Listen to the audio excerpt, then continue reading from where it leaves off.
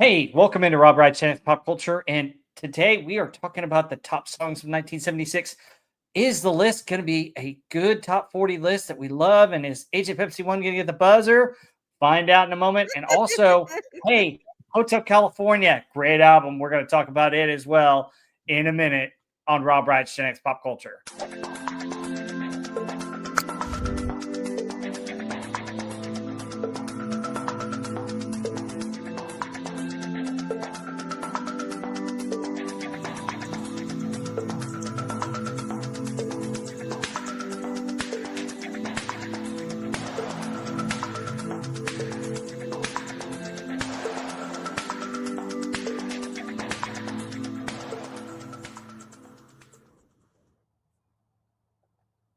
And introducing my lovely panel here, we've got Heather L. How are you today, Heather?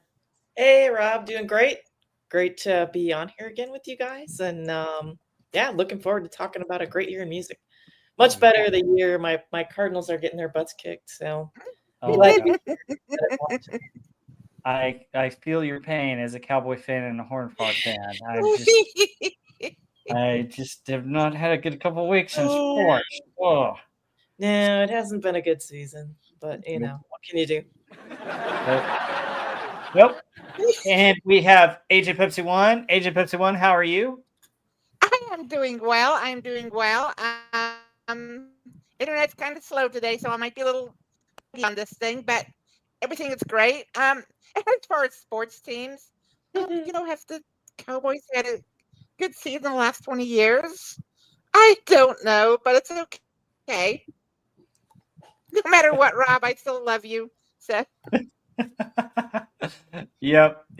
I wish they've had a couple of good seasons, but never gone that where they needed to go. And finally, last but certainly not least, the one, the only Stark of Iron. How are you today, Jody? Oi!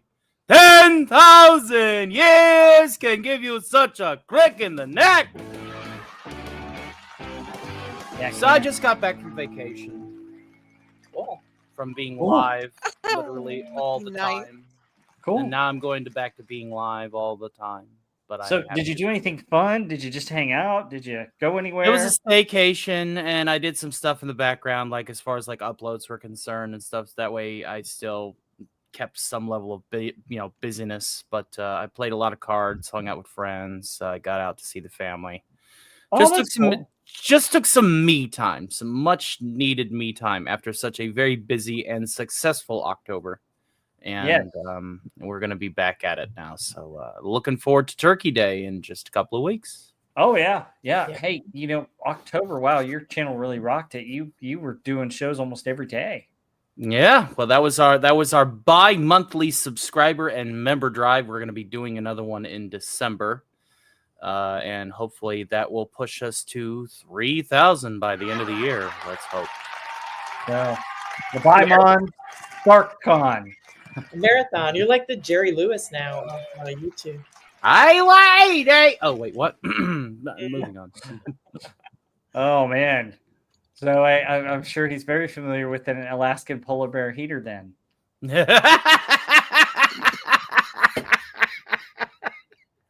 I was not expecting that. But good to be back though, and can't wait to chew into the top 40. I do have the buzzer ready, and I feel it might be prudent to go ahead and just give it a test because I have a suspicion that there's going to be about 45% of the opinions merited from our good teacher here that may require this. Yep, it works. We're ready to go. I disagree. I think she's going to like some of the songs on here, but I think she's going to dislike some of the songs that we dislike. So I think she'll come around. I don't know the buzzer.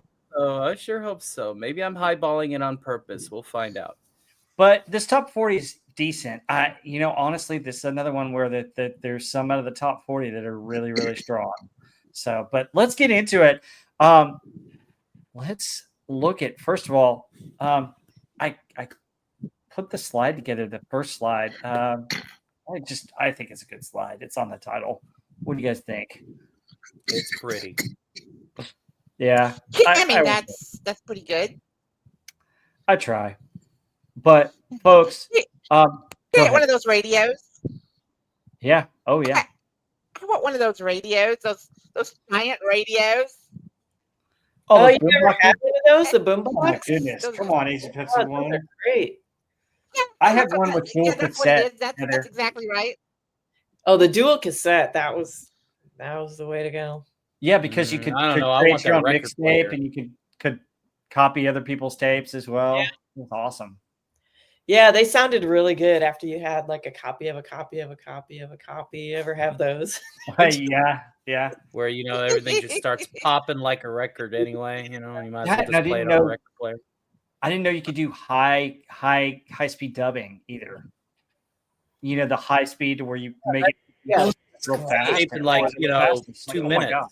Yeah, Yeah. you can record a whole tape. Yeah. Yep. Good stuff. Yeah, but it's cool. But hey, folks, we got some lonely songs, we got some dreamy songs, and we got some strange 16 songs right in this first set. We'll get to it in a sec.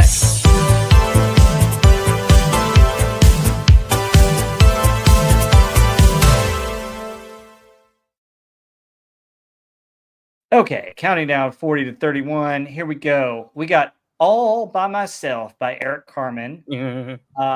Lonely Angel, Angel Face by the Captain and Tennille. So those are our two lonely songs. Turn the Beat Around by Vicky Sue Robinson. Dreamweaver by Gary Wright. Let Your Love Flow by the Bellamy Brothers.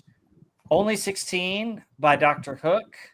Moonlight Feels So Right by Starbuck. Golden Years by David Bowie. You'll Never Find Another Love Like Mine by Lou Rawls, which has been in several movies. And then You Should Be Dancing by the Bee Gees. And no, I can't do a falsetto, so sorry about that. All right. Who wants this first four? Who wants a crack at this first 10 here? Interesting group. Yeah. Yeah, I'll take it. Okay. It's actually really, really nice. And it's good to see some of these songs on here. I mean, it starts pretty strong. Lonely Night is actually a really nice song. Although I don't really like Captain Tennille. But Turn the Beat Around, you still hear that in movies. Mm-hmm. This is going to sound odd, but I like Dreamweaver. I think that's an amazing song. Yeah. You know what? I'm pleasantly surprised. I told you would be. Carry on. Oh my God. Okay. Ooh, okay. But some of the others, Dr. Hook, Only 16. I mean, I've heard that. It is not bad. You Should Be Dancing. I like the Bee Gees and their later stuff, but this one is not. You had it and you lost it. Oh, no. You ran it 60 yards. You ran 60 yards. Great first down, but you lost. Yeah. That's okay. Fumbled. Yeah, but Fumbled, my right?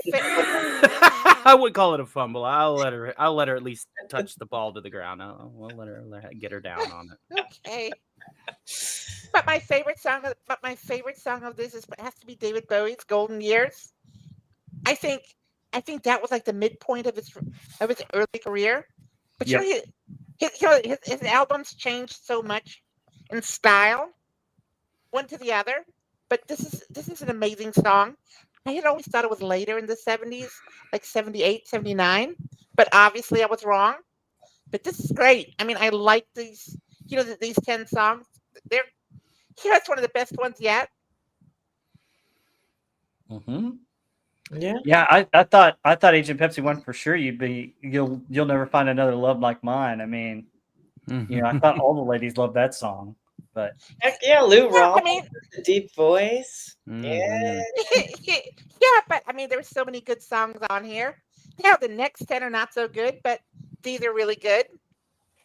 yeah, we'll get to the next 10 in a few minutes. But who wants the next crack at this? Well, if you want the synopsis in one sentence, Go for it. and I know I sounded just like Doug Nelson there for a second. But if you want a synopsis, these are all earworms. When you hear these, you immediately recognize them. They're played on the radio to death, especially Gary Wright. These are just all really, really, really good songs. I don't have any major gripes with any of them. I'd say the closest one to mediocrity, but still lands in the good second is, and this might be a buzzer on me, but All By Myself is kind of tacky. You need to get one. If you're going to do it, you need to press it. There you go. Okay. All right. But I'm a big Bowie fan, and I love everything that Bowie does. You should be dancing. Bee Gees is really, really good. Love that. I just love all of these. These are all really, really good. If I had a choice between listening to Lou Rawls or Barry White, as far as soul baritones and bass singers, I would have to go with Barry White, but that's just personal preference. But definitely has that, put the record on the player, turn the lights down low, light the candles, and have a good night kind of, vibe with those kind of songs. So all in all, these are really, really good songs. I don't have any major gripes. Yeah. All right, Heather, what are your thoughts? Man, come on. Should you be dancing? Yes, you should be. Yes. I love the Bee Gees. This, they're disco, but they really rock at the same time. They just have the most killer bass grooves in all their songs. So much fun. Saturday Night Fever. You got the lit up, disco floor in this video. Rob's doing a great impression of John Travolta there. So I can only do the hands. I can't do the feet. And brother Andy is in this video, and he's super cute. So that gives it, extra. Yeah. And then more nightclubs need that lit up disco floor. That was a win. I don't know, that never should have been stopped. But I love that song. I think that the bass in it just kicks ass. Steven Stills was in the studio recording at the same time, which I find is interesting, and he added some percussion to the song, which I thought was pretty interesting. Turn the Beat Around, I love too. This is another one, man, another disco song, but the singer's great. The vocals on this are great. The rhythm section is awesome. I mean, it's just got the really cool percussion sounds, not just the normal kind of drum machine synthesizer that's in a lot of other kind of dancey songs. And if you watch this video, the people dancing will just crack you up. So it's another must see. Dreamweaver, I think, is great too. I love the spacey sound. The beginning, the synthesizer. It's what sticks out to me. I love those electric. I love the electric sounds. Yeah, the synth sounds in that are so cool. Yes. And the chorus is really catchy. Another super outstanding bass line. I love it. That song kind of is like the 1970s distilled down to its essence. It just sounds so 70s, but it's just perfect sounding. I love the Lou Rawls song. I love his voice. Kind of the keyboard back and forth answer when he sings, and then the keyboard kind of goes with, they kind of trade lines. It's a cool song. Let Your Love Flow is pretty catchy. Golden Years. David Bowie, love him. All By Myself, that's just not really my kind of song. I think See, finally, somebody that agrees. It's a pretty song, and the singer has a great voice, especially on the chorus, but it's just not like my cup of tea, really. What else? The other Maybe one, it's a metalhead thing. I mean, Mushy. Versus the Green Day version, but Captain and Tennille's, and no. Dr. Hook, man, only 16. No, Dr. Hook, no. Oh, come on now. That's a nice one. Only 16? Jailbait. I mean, Come on, man. No. Actually, it's not if you listen to the song, because he's only 16 as well. I couldn't listen that long, I guess. it's the 70s. It's the disco 70s. Oh, come on. I'll put on some bell bottoms. Yeah. I'll put on a crop top. I mean, come on now. I mean, Well, this is yeah, great. sure. If you're 16, but Dr. Hook is definitely not. I guess he's Yeah, no, singing from the singer's point of view, but I don't yeah, know. but in the song, he was singing about when he was 16. Yeah, just He had to be like 85 when he sang it, but I mean, yeah. he was Overall, talking about like, turn of the century, but yeah. Overall, it's a great group. I love this group of 10 overall. I think it's solid. Yeah. And want to say hello to Lombardi 1969 in the chat. Howdy. hey, Lombardi.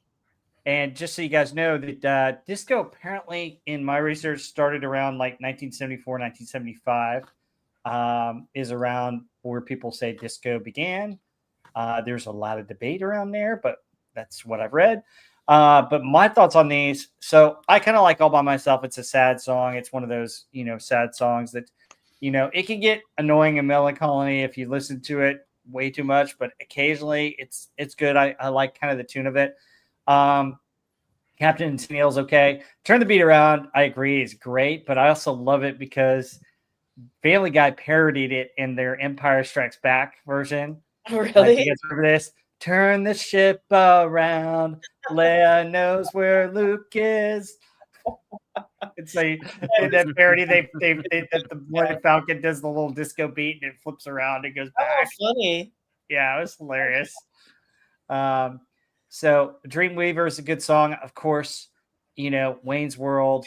Right. Is just the ultimate pop culture reference for that. But I think it's a good song on its own.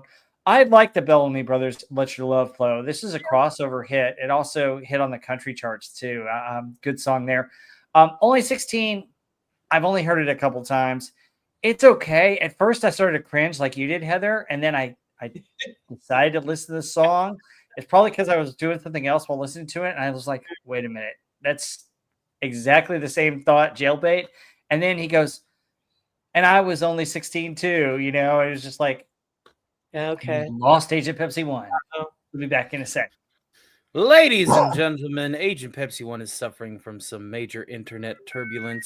She will be back as soon as her AOL trial renews. Yeah. Moonlight Feels So Right is an interesting song, but I don't know if that belongs in the top 40. Golden Years is a classic by David Bowie.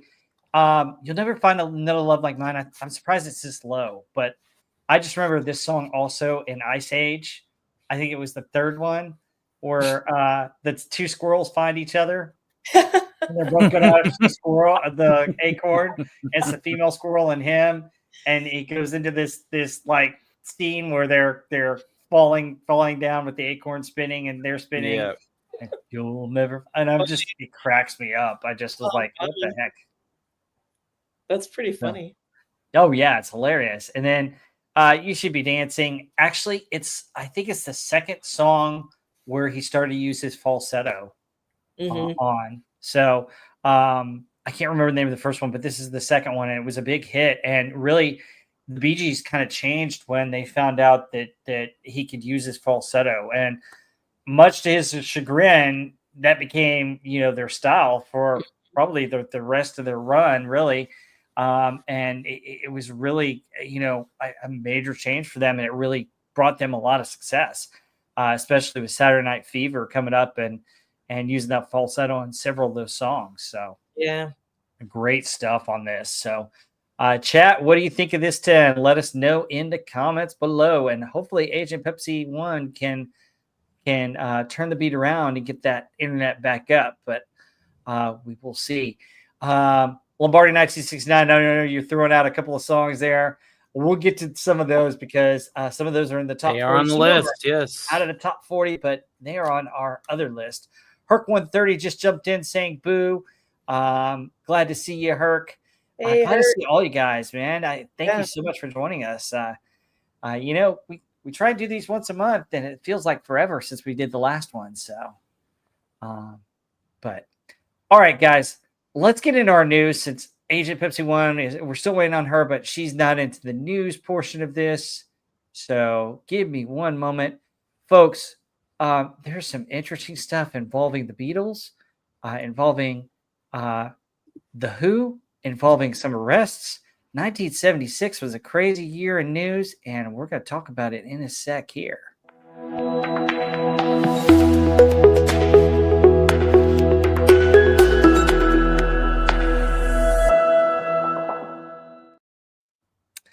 All right, folks. So let's get into this. Oh my goodness. We've got January through March is mine, and wow. So former Beatles road manager Mal Evans is shot dead by Los Angeles police after refusing to drop what police only later determined is an air rifle. How do you do that? I mean, you've got an air rifle and the cops tell you to drop it. Wouldn't you listen to the cops? I don't know why it would get to that, but that's just awful. January 6th. Guess who comes alive here, Tony? January 6th. Guessing who comes alive? I'm going to just go ahead and say Peter Frampton. Yes, Frampton comes alive. It comes out and goes on to be a smash hit. We'll probably see more of it when we do 1977, but wow, it's just incredible. January 7th, Keith Moss, a former record company executive, is sentenced to 120 days in the Los Angeles County Jail and 4 years probation for involuntary manslaughter in the 1974 drug-induced death of Average White Band drummer Robbie McIntosh. Wow, crazy stuff. Mm-hmm. January 13th, a trial begins for 7 Brunswick Record and Decor Records employees. The record company employees are charged with stealing more than $184,000 in royalties from artists. Holy cow! Yikes. That almost sounds like you wonder how that scheme would have happened in those years when it might be easier to do something like that now. But wow, back then. All right, January 19th, 1976, concert promoter Bill Sargent makes an offer of guess how much? 30 million?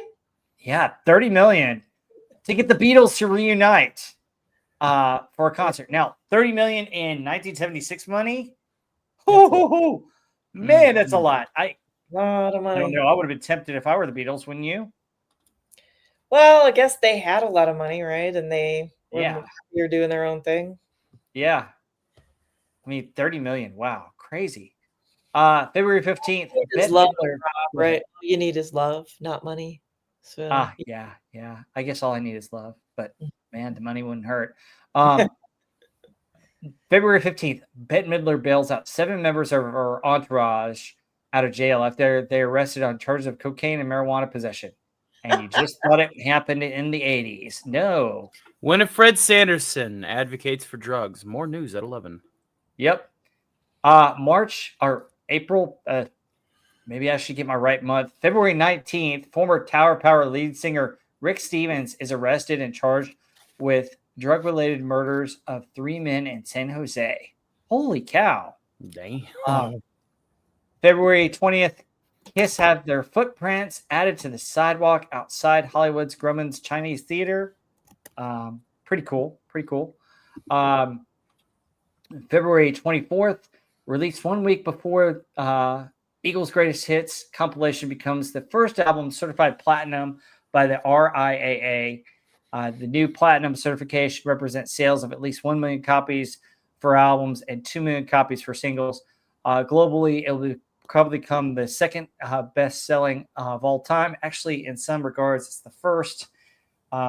Michael Jackson's Thriller and it go back and forth depending upon the numbers. But yeah, that thing took off like a rocket. We will talk more about that when we get to the Eagles. But man, a greatest hits album like that sold that much. And guess what? It pretty much started. The trend was already there a little bit, but it really kicked it in high gear for bands to release greatest hits albums, and starting with the Eagles. So that's what kicked it off. February 28th, the 18th annual Grammy Awards are presented in LA, hosted by Andy Williams. Paul Simon's Still Crazy After All These Years wins Album of the Year that we talked about last time. Captain Tennille's Love Will Keep Us Together, a favorite of Agent Pepsi won. She'd probably kill me for saying that, but wins Love Will Keep Us Together, wins Record of the Year, and Judy Collins' version of Send in the Clowns wins Song of the Year. Natalie Cole wins Best New Artist. Just a couple of March updates here. March 4th, ABBA arrive at Sydney Airport for a promotional tour in Australia. EMI Records reissues on March 6th all 22 previously released Beatles singles plus a new single of the classic Yesterday. All 23 singles hit the UK charts at the same time. March 7th, which is my dad's birthday, a wax likeness of Elton John is put on display in London's Madame Tussauds Wax Museum. March 7th, oh, great. More Keith Moon issues. This is a constant theme this year. The Who's Keith Moon collapses on stage 10 minutes into performance at the Boston Garden. Keith Moon, the drummer for The Who. This is a reoccurring problem for them. March 15th, Ides, members of Plastic People of the Universe arrested in communist Czechoslovakia. They were sentenced from 8 to 18 months in jail. What on earth? Plastic People of the Universe. Huh. Interesting news. Yeah, no kidding. March 20th, Alice Cooper marries Cheryl Goddard in an Acapulco restaurant. Hey. Oh, okay. That's an interesting place. March 25th, Jackson Brown's wife, Phyllis, commits suicide. God, that's terrible. Awful. Good grief.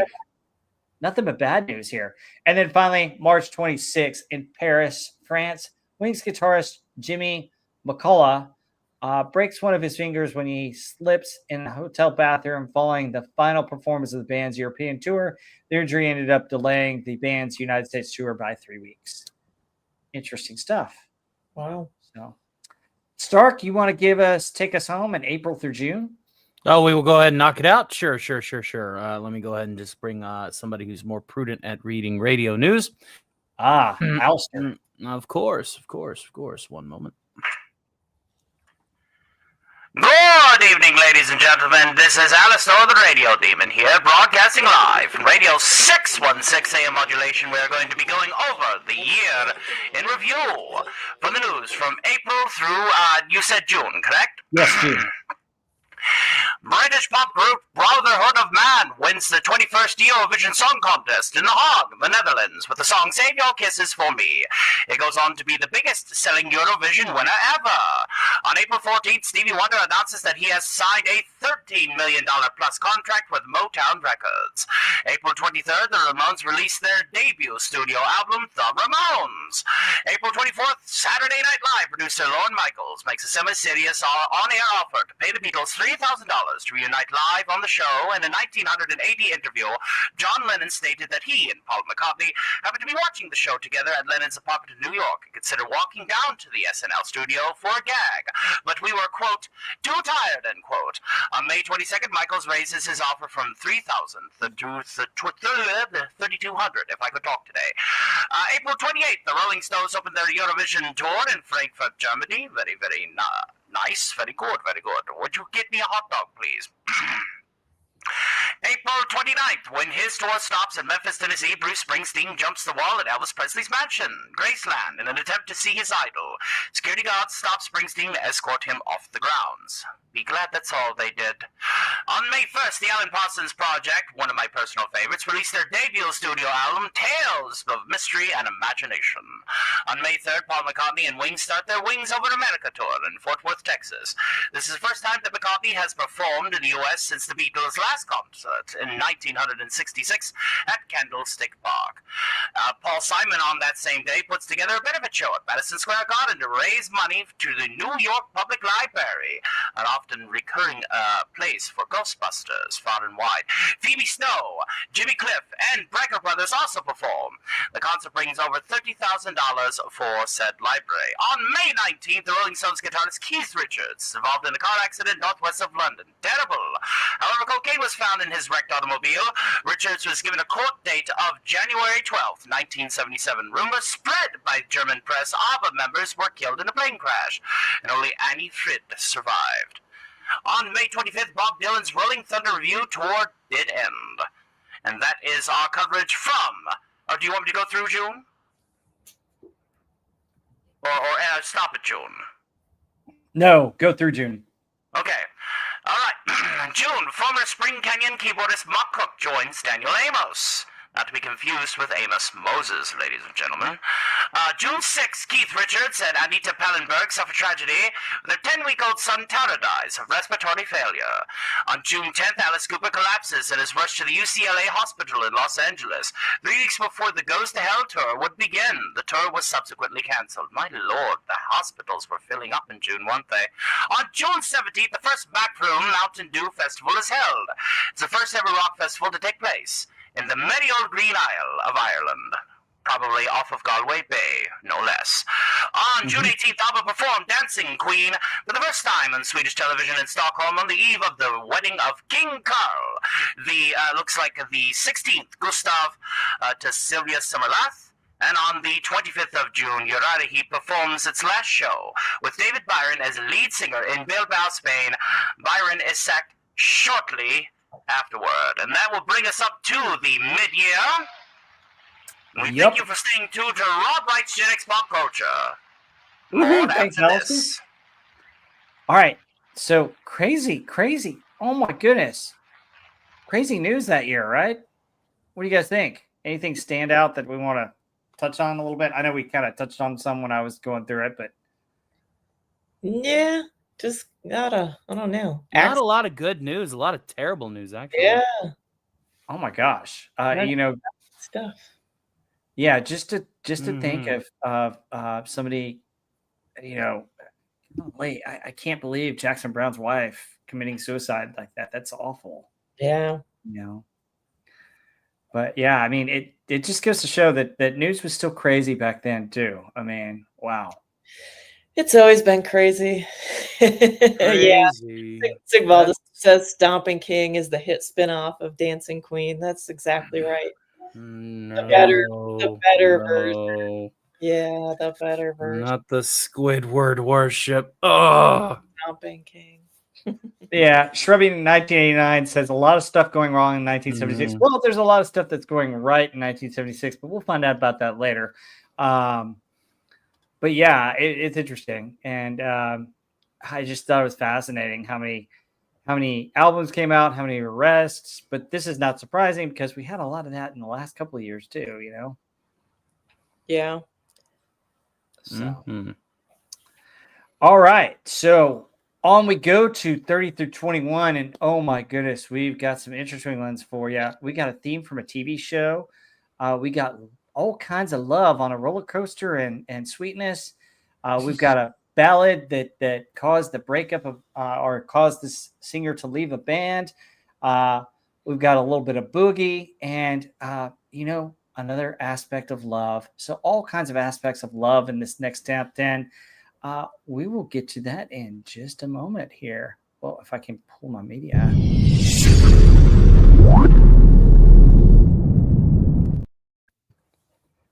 Okay. Bringing us home. 30 through 21. Here we go. Love Roller Coaster by the Ohio Players. The theme from SWAT, a popular TV show at the time. Oh my goodness. Wow. TV shows and movies. They're starting to show up in the 70s, folks. Maxine Nightingale sings her famous song that we all know, Get Right Back Where We Started From, which, if you were behind the scenes, I started to play as Heather joined the stream. It was pretty funny. Yep. The Commodores start out with some of their hits, Sweet Love. And then Casey and the Sunshine Band gets us going. The disco. Shake, shake, shake. Shake, shake, shake. Then we have in number 25, my favorite band, the Eagles, with Take It to the Limit. More about that later. And Get Up and Boogie by Silver Convention. You can see the disco influence right here. And then finally, a popular song that has been on the charts all the time. I think it's the best version of this song, Love Hurts by Nazareth. And then we've got an interesting one who we had Shatner parody on Friday Night Frolics from Doomcock, You Sexy Thing by Hot Chocolate. I believe in miracles. Great stuff. Yes, great stuff. And then finally, rounding off the top, this set of 10, England Dan and John Ford, Chloe, I really love to see you tonight. So very interesting top 10. Hopefully Agent Pepsi 1 will be back soon so she can comment and we can use the buzzer. But who wants to stab at this 10? Oh, I'll take it. Take it to the limit. I gotta say, one of my favorite Eagles songs, one of my just favorite songs of all time, period. It's like Lay's potato chips for me. Like, can't eat just one. I can't play this song just once. If I play it once, I'll just play it over and over and over again. And I did that again listening for this, show. I was like, dang it, man, I still and from the first time that I heard this song, it's been like that and it's stayed that way my whole life. There's something about the lyrics and the melody that just speaks to me. It's so, I know not considered one of the greats like Hotel California, but the way it's so personal, the lyrics just really hit me. This song just always gets me emotional, and I just love it. Randy Meisner's vocal is fantastic on it. Oh yeah. And I love it when in the old stuff where you could see it live. Just fantastic. One of my all-time favorite songs. So just great to see it on here. Yeah, You Sexy Thing. It's such a fun song, and it's so catchy. That I believe in miracles. It's just I want to parody this song so bad it hurts. It's so great. I should parody this song. Yeah, it's fantastic. Love Hurts. I agree. The Nazareth version. The guitar is so cool sounding.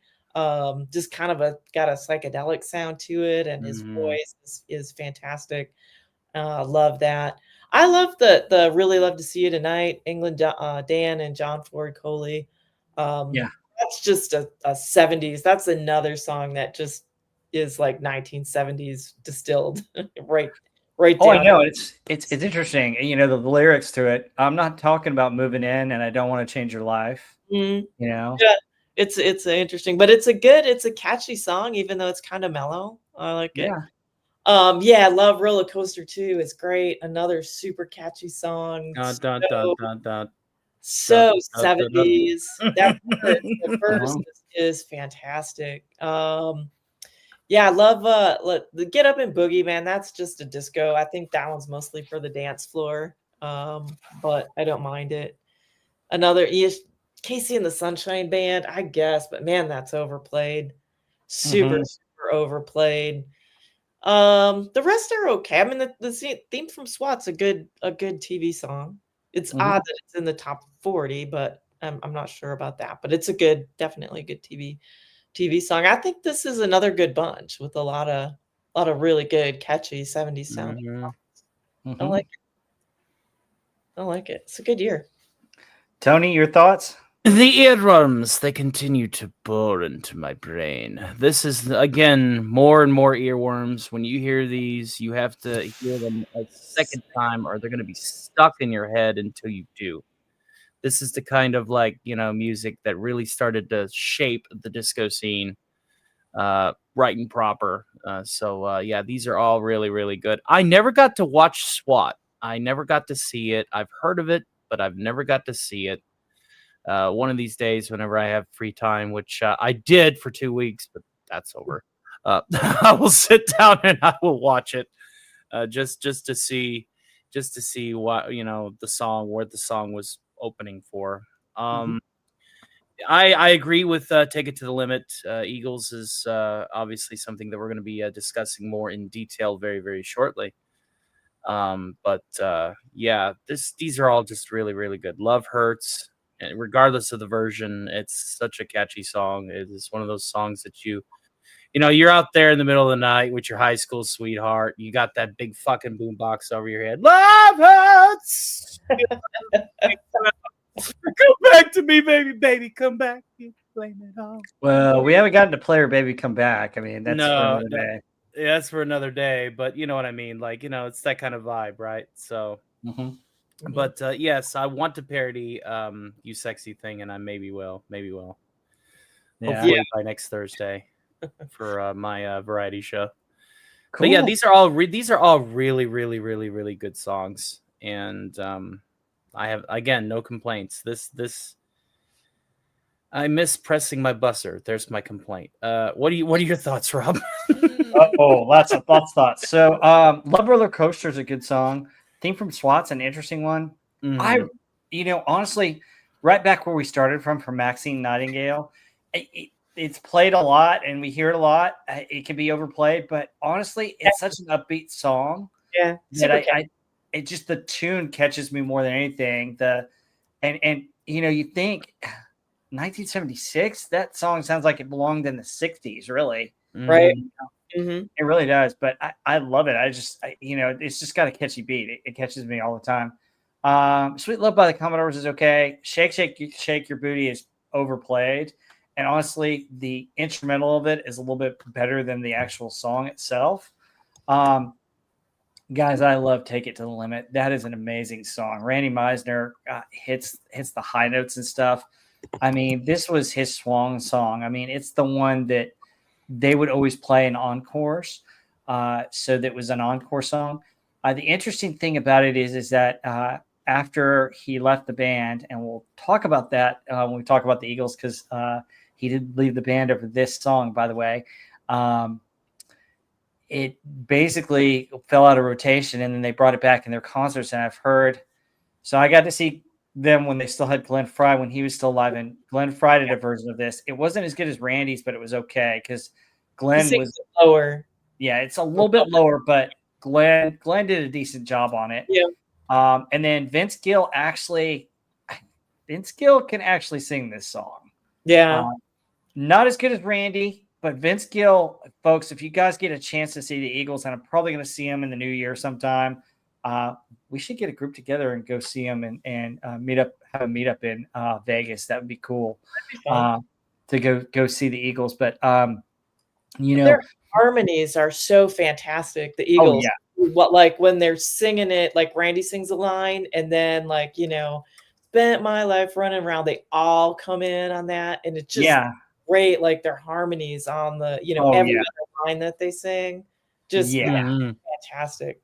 Yeah, and then just the lyrics. I mean, can't seem to settle down. The dreams I've seen lately.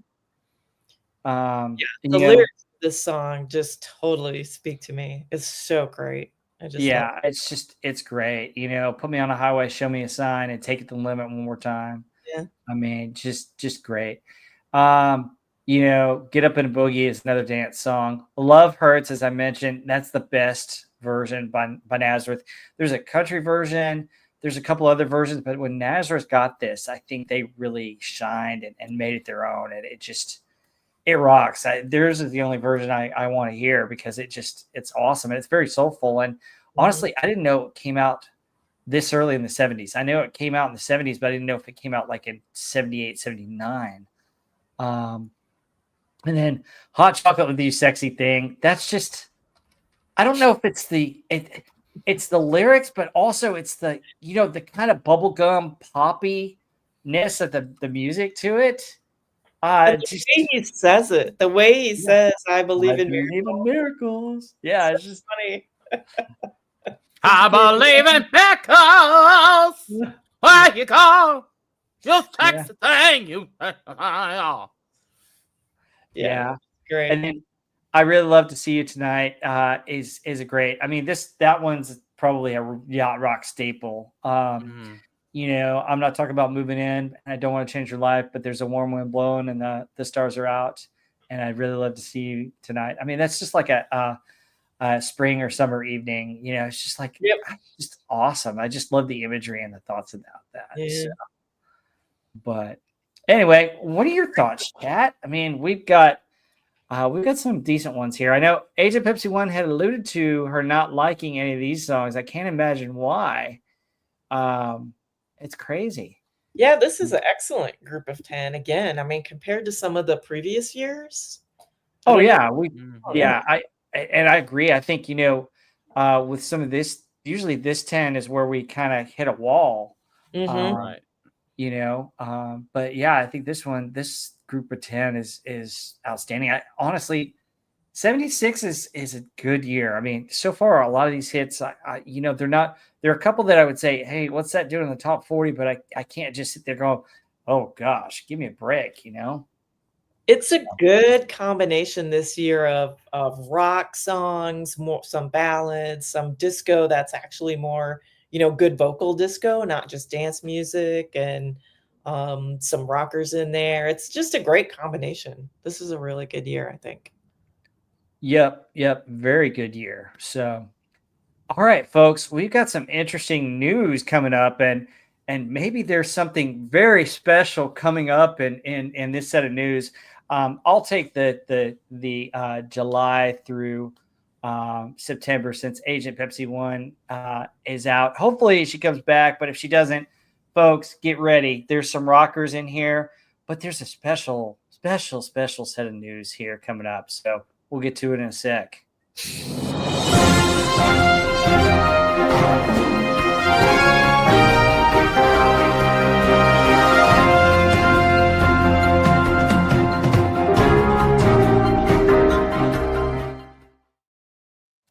Wow, go into the newsroom for that. Okay.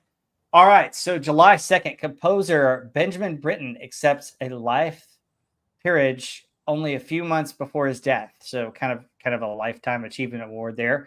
That same day on July 2nd, Brian Wilson performs on stage with the Beach Boys for the first time in 3 years at a Day on the Green concert in Oakland, California. Yeah, he had been hospitalized with kind of mental issues. Mhm. By the way, this year, 1976, was the bicentennial. So July 4th of that year had so many different festivals and shows. Elton John performed for 62,000 at Schaefer Stadium in Foxborough, Massachusetts, while the Eagles and Fleetwood Mac played for 36,000 at Tampa Stadium. Yeah, that's where I would have been, especially Fleetwood Mac and the Eagles. Wow.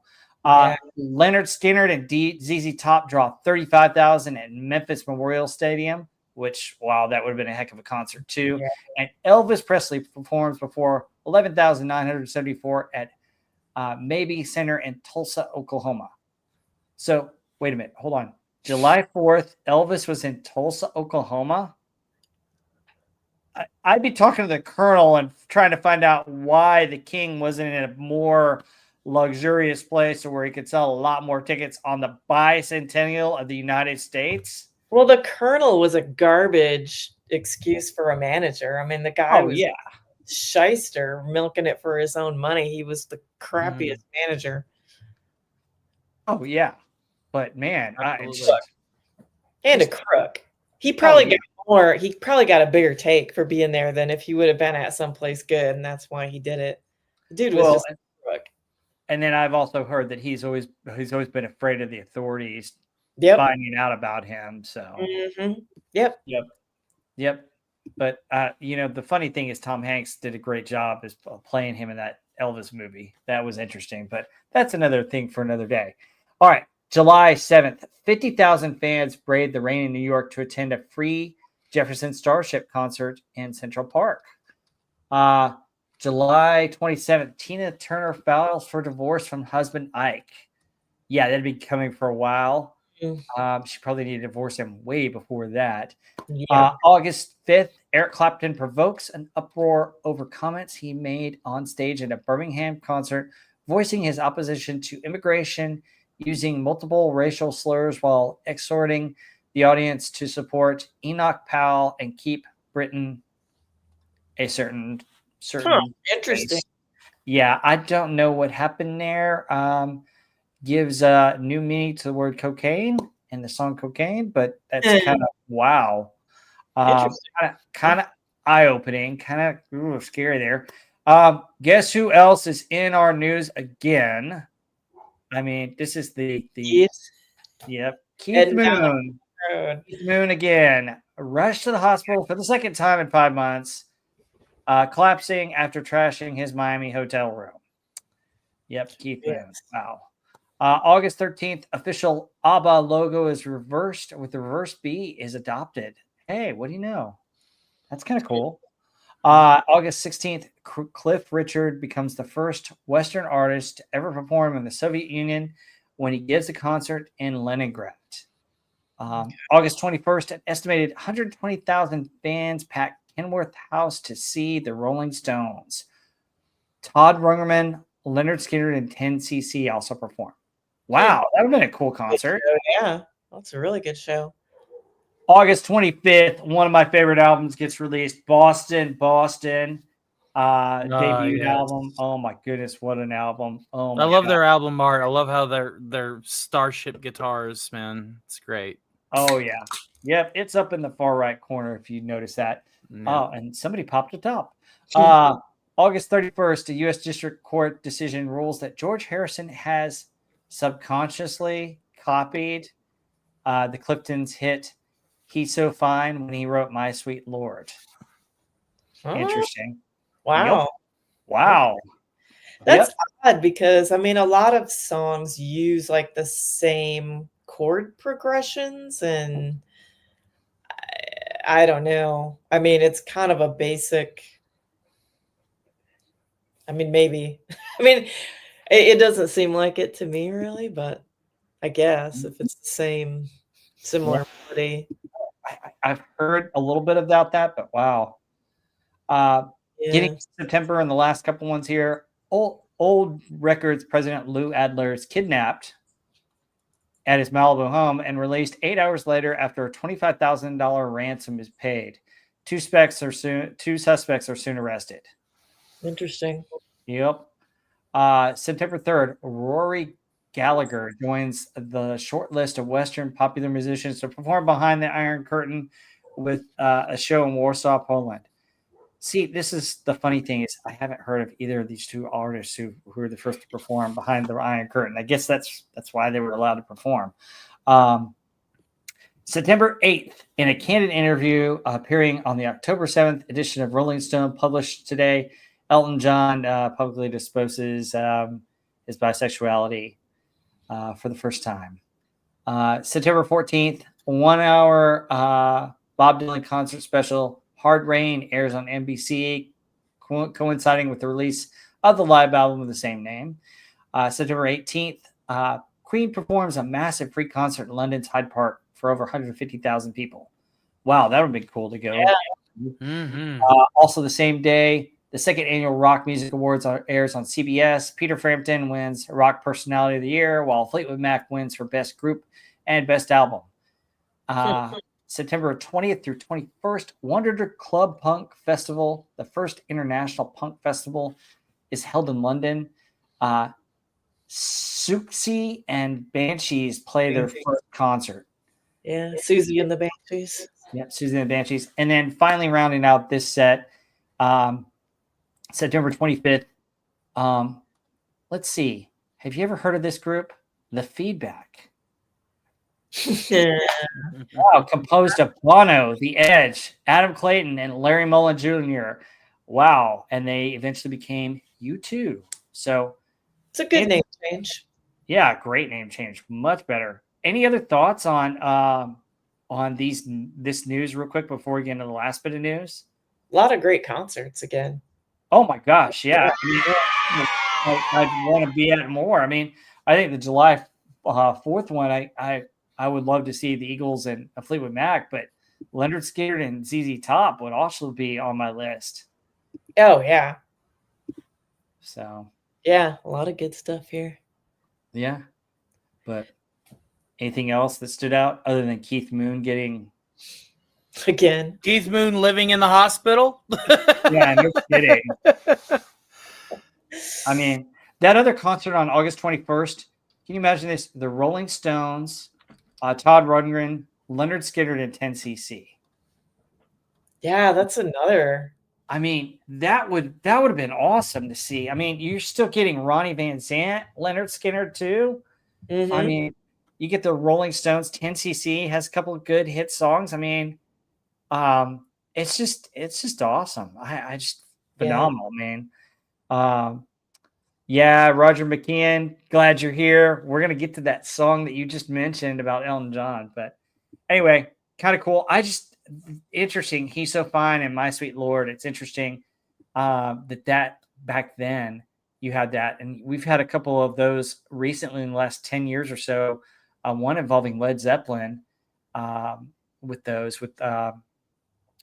Stairway to Heaven, right? kind of like something else. So it's interesting how the courts decide those. But let's get into October through December and take us home, Heather. All right. October 2nd, Joe Cocker performs a duet of Feelin' All Right with himself as portrayed by John Belushi on Saturday Night Live. That's pretty funny. Oh, yeah. October 8th, English punk rock group The Sex Pistols sign a contract with EMI Records. Yeah, so, you know, they're like anti the man, but they can still, you know, sign a record contract and get some cash. So good to know. October 11th, Irish singer Joe Dolan is banned for life by Aer Lingus after an air rage incident en route to Corfu from Dublin. Probably a little alcohol involved there, right? Mhm. October 20th, the Led Zeppelin concert film, The Song Remains the Same, premieres at Cinema One or Cinema I? Cinema One? I don't know. That's interesting, but good. Cinema good One movie. in New York. Yeah, but cool stuff. The Damned releases their debut single, New Rose, considered to be the first release from a British punk rock group. October 30th, the 5th OTI Festival, held at the Teatro Juan Ruiz de Alarcón of the Centro de Conversaciones in Acapulco, Mexico, is won by the song Canta Cigarras, written and performed by Maria Ostis, representing Spain. How did I get stuck? Yeah, I don't know. I'm glad you did that, not me. I can't pronounce those Spanish names. October 31st, George Clinton and Parliament Funkadelic begin the P-Funk Rubber Band Earth Tour in Houston, a national live series highlighting one of the biggest and most revolutionary stage shows in the history of the music industry. The rock group Kiss would be the other group to do a similar act, relying on elaborate costumes, special lighting and effects, and extremely large props, including the mothership, which would arrive, land on stage, all of what this band is generally known for. The live set would vary in length, on average 3 to 5 hours, and at high volume. Wow, 3 to 5 hours. Shoot, that's long. Crazy. November to December. So November 3rd, heaven sent an absolute angel into the world as Robert Wright was born. Yay! Woohoo! And There's as my you baby can picture. see, on the charts in 1976, there's a song, "Heaven Must Be Missing an Angel." So Yeah, that perfect for me. yeah, Perfect for me. that's why they wrote that. Good to know. I'm feel much more informed now. November 18th, former Tower of Power lead singer Rick Stevens and another person are found guilty on 2 counts of murder. Holy crap. Yeah, I talked about they were arrested back in January through March, and here's the sentence. Man. Crazy. November 23rd, Thin Lizzy are forced to cancel their U.S. tour when guitarist Brian Robertson injures his hand in a bar fight. Oh, that's fitting for Thin Lizzy. Also, Jerry Lee Lewis is arrested after showing up drunk outside Graceland at 3 a.m., waving a pistol and loudly demanding to see Elvis Presley. Presley has declined his request. It's so funny. Like, what was this? The second artist we've had that got arrested or got in trouble at Graceland? That's pretty funny. Waving your pistol. Get out of here. Oh my God. Okay. November 25th, the band gives its last public performance. Martin Scorsese is on hand to film it. Cool. November 26th, the Sex Pistols' debut single, Anarchy in the UK, is released by EMI. December 1st, the Sex Pistols appear on Thames Television's Today Show as a last-minute replacement for Queen. The group causes a national outcry after swearing on the show. December 2nd, the Bee Gees perform at Madison Square Garden and donate the proceeds to the Police Athletic League in New York. In January 1979, they will receive the Police Athletic League's Superstars of the Year award. December 3rd, A Pink Floyd album cover shoot in South London goes awry when a large inflatable pig balloon being used for the shoot breaks free of its moorings and drifts out of sight. That's just hilarious. It's because I've they got a always picture. I've got a picture down here, right there. I think that's of it, or it might be something else. But man, if you've ever heard of a Pink Floyd and their pigs, balloons, and their concerts, yeah, I went to see the remaining members touring a while back, and they flew one of those stupid big pigs. So that's pretty funny that it actually kind of broke free. I like that. Attempted assassination of Bob Marley with his manager Don Taylor and others in a shooting at his home in Kingston, Jamaica. Wow. December 8th, the Carpenters air their very first television special on ABC. The Eagles release Hotel California. Globally, it will become the third best-selling album of all time, behind the same band's February released Greatest Hits compilation. December 12th, Ace Frehley is shocked on stage during a Kiss concert in Lakeland, Florida, after touching an undergrounded metal railing. Yikes. The incident inspires the song Shock Me.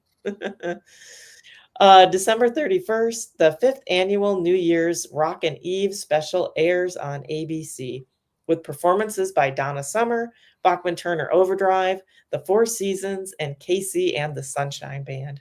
Man, those New Year's Eve specials used to be great, man. Now they just suck. Like Yeah, they do. oh yeah, I haven't been There able to has those been in- an episode of New Year's Rockin' Eve that I've watched for hell a decade, maybe even longer. Yeah. God, they used Oh, to be yeah. good. They used to have cool stuff on. And nothing good anymore. yeah. And speaking of Ace Frehley, R.I.P. Ace Frehley. Mhm. So sad that we lost him so tragically. And FKHC 2005 reminds us that part-time planning's in here. Caution Taylor, Hayden Swift, hello, Yeah. Roger McKean. Yeah, the Animals cover. Yeah, it was for the Animals album. And then FKHC 2005. I got your message. That's kind of cool. Anything else about these news? Wow, kind of interesting stuff. I can't believe we've had two artists get arrested at Graceland in this year. Can you just picture Jerry Lee Lewis out there and waving his pistol? Hey, you get out here, Elvis. I want to talk to you. Oh my gosh. There must have been alcohol and drugs involved there. I mean, God, my yeah. goodness. I mean, he must have had his nerves must be shaking and his brain must have been rattled. But yeah, you had Bruce Springsteen get arrested for climbing the gate. I mean, it's just like, what on earth? Crazy. Lombardi 1969. Yeah, the Summer Olympics of 1976. Yes. And then, I mean, it's interesting. But yeah, I still think, what would you have thought if you saw a pig flying by? Pig flying by. Big boy Like, looks at that. I'd be like, well, somebody lost this from a parade. Well, what happened that I didn't know what was going to happen? But man, It's the last time I used the "When Pigs Fly" moniker. Yeah. Yeah. So, I mean, it's interesting. And it's funny, we mentioned like the first punk album released, and you think it was the Sex Pistols with as much news as the Sex Pistols had during this time. It's just crazy. But yeah, George Clinton and the P-Funk All-Stars. I didn't know that they started this soon because I played some of their stuff when I was in college in the 90s. And it was just like, wow, I didn't realize that they were that old. So, oh yeah, no, they're like yeah. late 70s and stuff, but I only know like a couple of their songs. Mhm. But yeah, I didn't know that. yeah, that's pretty cool. Wild, man. 3 to 5 hours. Those must have been pretty wild shows. Oh yeah, I bet. And then have you guys seen The Song Remains the Same? Mm-hmm. I thought it was really cool. I liked it. I didn't realize that they'd filmed it prior to Physical Graffiti coming out, so you didn't have. I don't think Cashmere's not on it, and a couple of Physical Graffiti songs are on it. It was filmed for a concert, but it was just Good. interesting. Tim Yeah. in the chat, he's making an argument for Jerry Garcia and his guys. He says 3 to 5 hour concert. The Grateful Dead says hold my beer. I mean, yeah. Oh yeah. I can kind of see that more though than Parliament, like because only I don't know. I feel like 3 to 5 hours of that music kind of starts to sound the same. Mm-hmm. And I can kind of see the Grateful Dead going that long. They have a lot of songs. Yep. So it's interesting. I guess as long as people are having a good time. But Oh yeah, folks, definitely fueled by some substances to have a good time for that. yeah. Also, Yeah. because we got to give Heather a hand for pronouncing all the Hispanic names of the competition. I mean, my goodness, that was great. Yeah. Yes. Wow. Folks, when you read that and you realize how much she had to read and try and pronounce on the fly. That's why you didn't want that section, right? Exactly. I already knew what that was. Alistair would have done a decent job. Yeah, but I didn't want Alistair announcing my birth. I mean, come on. It had to be Agent Pepsi 1 or Heather, one of the two. Right. I had to get one of the girls announcing my birth. I mean, guys, that's actually my baby picture. No, Shrubby's saying I said all starts to sound the same for Kiss. I wasn't saying for Kiss, for Parliament. Parliament, not Kiss, man. No, Kiss had a variety. Shrubby was about to take your metal card, bro. No. No, I'm not talking about Kiss sounding the same. I'm talking about Parliament. Yep. Come on, man. I wouldn't do that with Kiss. Yeah. And folks, is that not a cute baby picture of me? Yeah. We'll pop it one more time. Yeah. There you go. Happy birthday, Rob. Happy birthday. Yay. FKHC 2005. And music has been downhill since you have been born, Rob. I wouldn't say that. Rob has cursed the face of music. Ha! It's all true. Every bit of it. Music was great for a long time after this, man. All through the 80s. Yeah. Early 90s had some great stuff. It's recent. Ever since, probably more since Stark and Agent Pepsi 1 were born, it's gone downhill, right? Yeah. Unfortunately, that's I would say that maybe in the 90s when we got into the grunge where everybody was depressed. I love. Yeah, I don't know. Some stuff, man. but it just wore on me, man. Okay. Hollapalooza's okay. It was more or less, I'd say, mid to late 90s where things just started becoming repetitive and everything started to sound the same.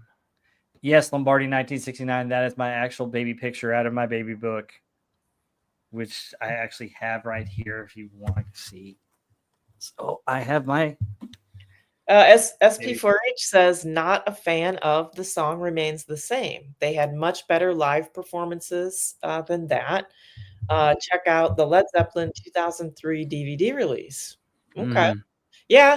I mean, Led Zeppelin's live stuff can be hit and miss occasionally. Kind of, I guess, depends on how good they were feeling. But I'll have to check that out, the 2003. Yep.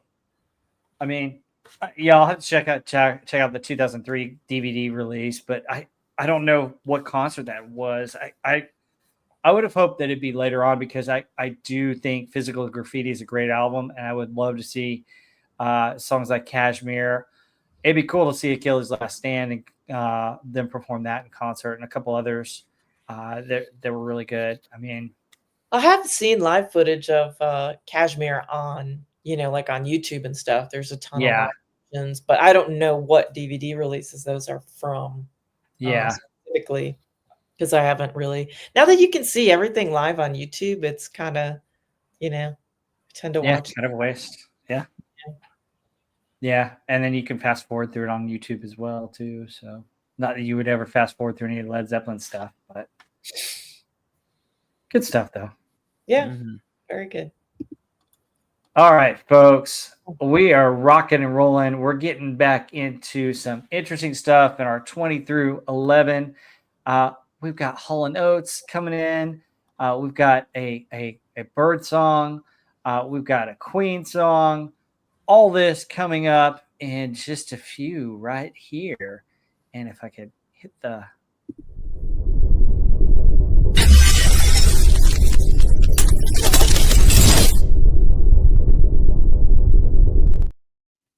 Yep, let's get down to our 20 through 11. This is an interesting group.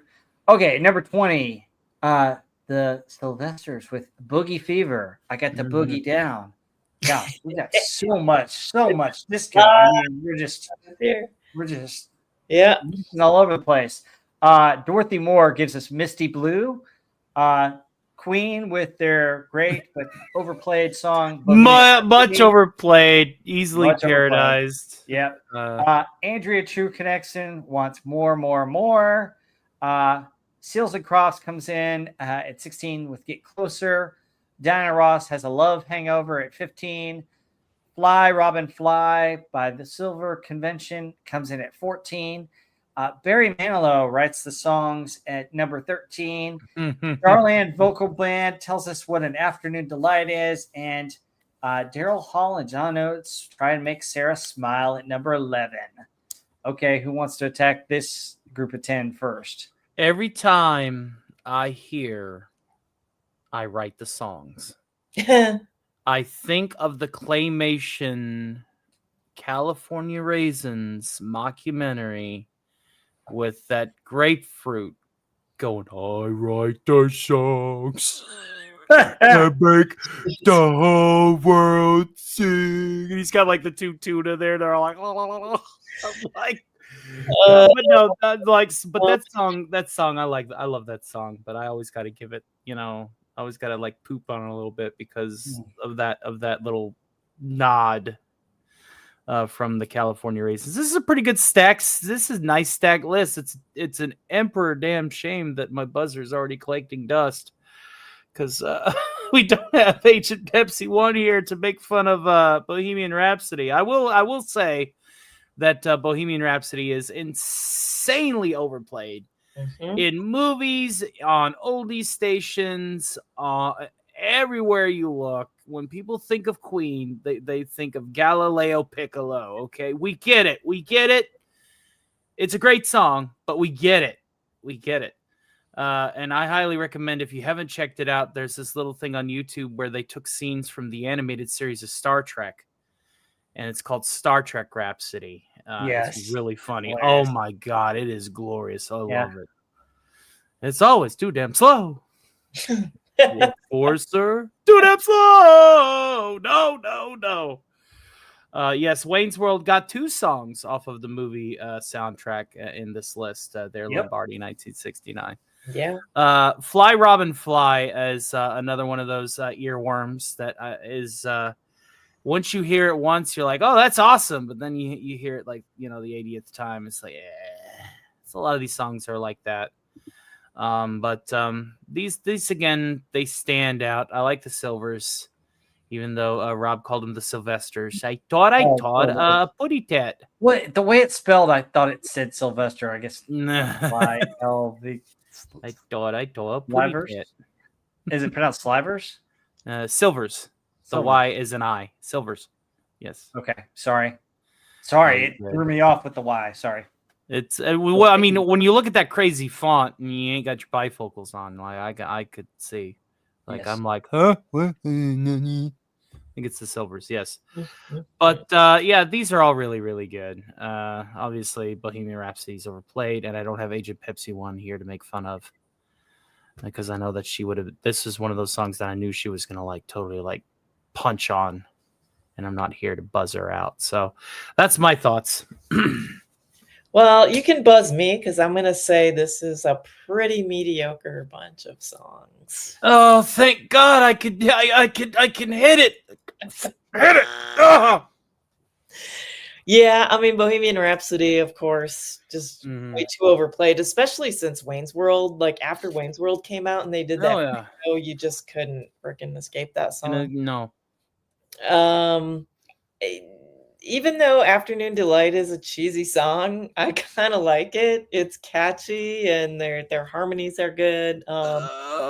It's God. I know it's really cheesy, but I don't know. I can't help myself on it. It's bad. I don't know. I think it's kind of funny that the band actually came up with the idea after looking at a happy hour menu. Yeah. Oh God, it's pretty bad. That more, Andrea, True Connection. Holy crap. She looks like a porn star. It's not surprising when you watch that video and she's dressed up. She looks actually like a country western porn star, and she's got all this fringe on, and oh, this video of her singing it is just god awful. I kind of like the song though. I don't know why. That's another one. I don't know why. It's kind of catchy. Um, Wow, the Heather. I mean, what are you trying to say? Afternoon Delight, more. I don't know. That song is just so catchy. It does kind of stick with you, and I don't know. I write this song's not the best Barry Manilow song. I don't think. I mean, I like a lot of Manilow songs, just not that song. Diana Ross, that's just okay. Sarah Smile, I love Hall and Oates, but I don't like that song. Fly Robin Flies, it's okay, I guess. I don't know. Boogie Fever, that one's okay. I mean, it sounds more like a Motown song the way they sing it. It sounds more Motownish to me than disco, even though it is kind of a disco song. Misty Blue, that the singer's good. Dorothy Moore, I'm not super familiar with her work, but I liked her voice on that song. So that it was okay. The Seals and Croft, man, that was kind of elevator music. So yeah. This was my least favorite group of 10.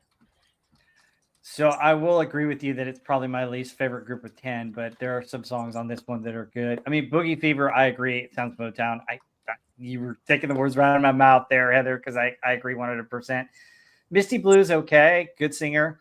Bohemian Rhapsody's overplayed. And by the way, Freddie Mercury conceived of that song thinking of an old West outlaw getting arrested and facing the execution, hanging. And that's kind of what that song's about. I always thought that song, to be honest, was about suicide. Really?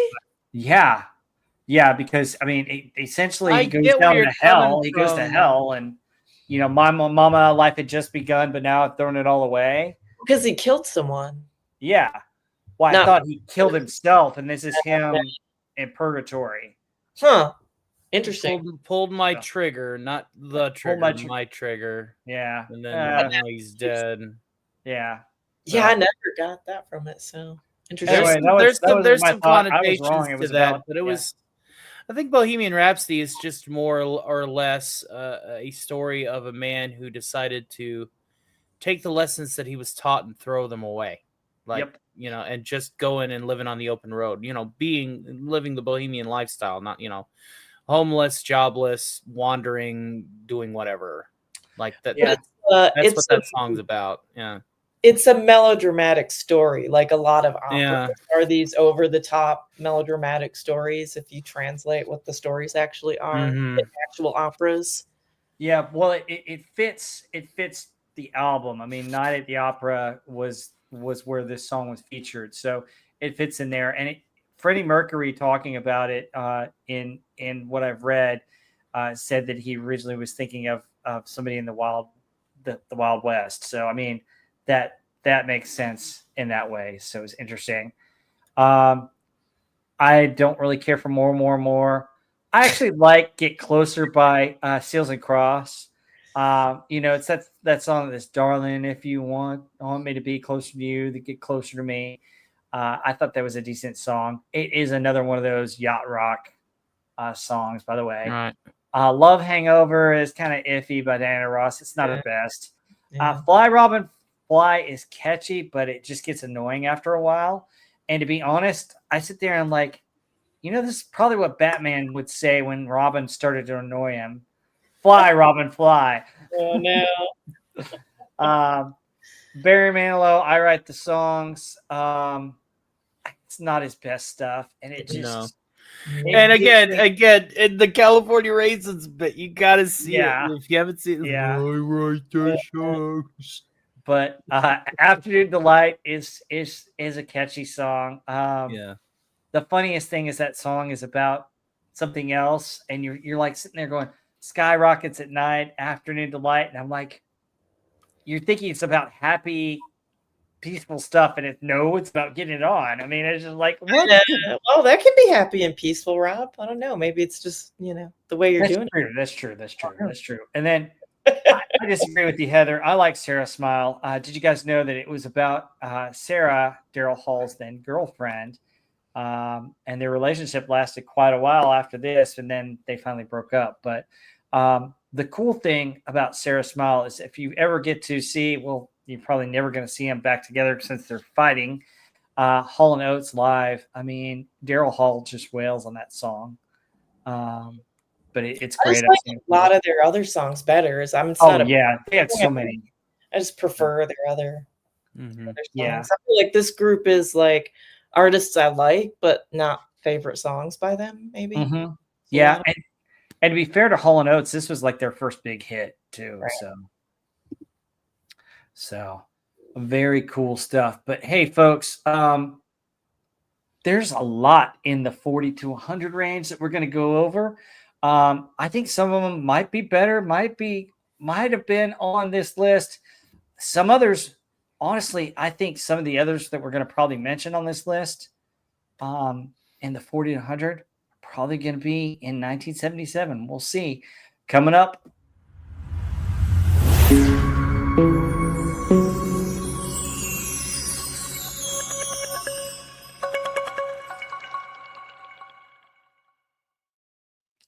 Okay, best of the rest. And wow, I've got a lot here that I picked on my slides. But talk to me. Who wants the first crack at this best of the rest? I think it's crazy that Shannon didn't make the list. Like, it was right there, too. Sweet Thing didn't make the list. It was right there, too. Deep Purple didn't make the list. It was right there, too. Yeah. Donnie and Marie. What else? There's a lot of Evil Woman by ELO, but then again, I'm a sucker for ELO. Oh yeah, great band. I'm a big sucker for ELO. You want to talk about electric sound, but still having that like very folky vibe to them. Man, ELO, anything ELO I want up there. Starship, this is post Airplane years with Your Love. You're My Best Friend should have been closer to the top. I don't know if it would have been top 40 in my opinion. Boys Are Back in Town, overplayed, but the Thin Lizzy version is really, really good.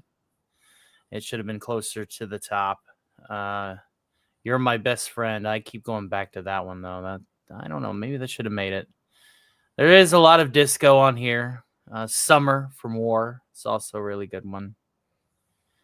But I mean, this whole top 40 list was really, really good, to be quite honest. Like, there's some mediocrity in here.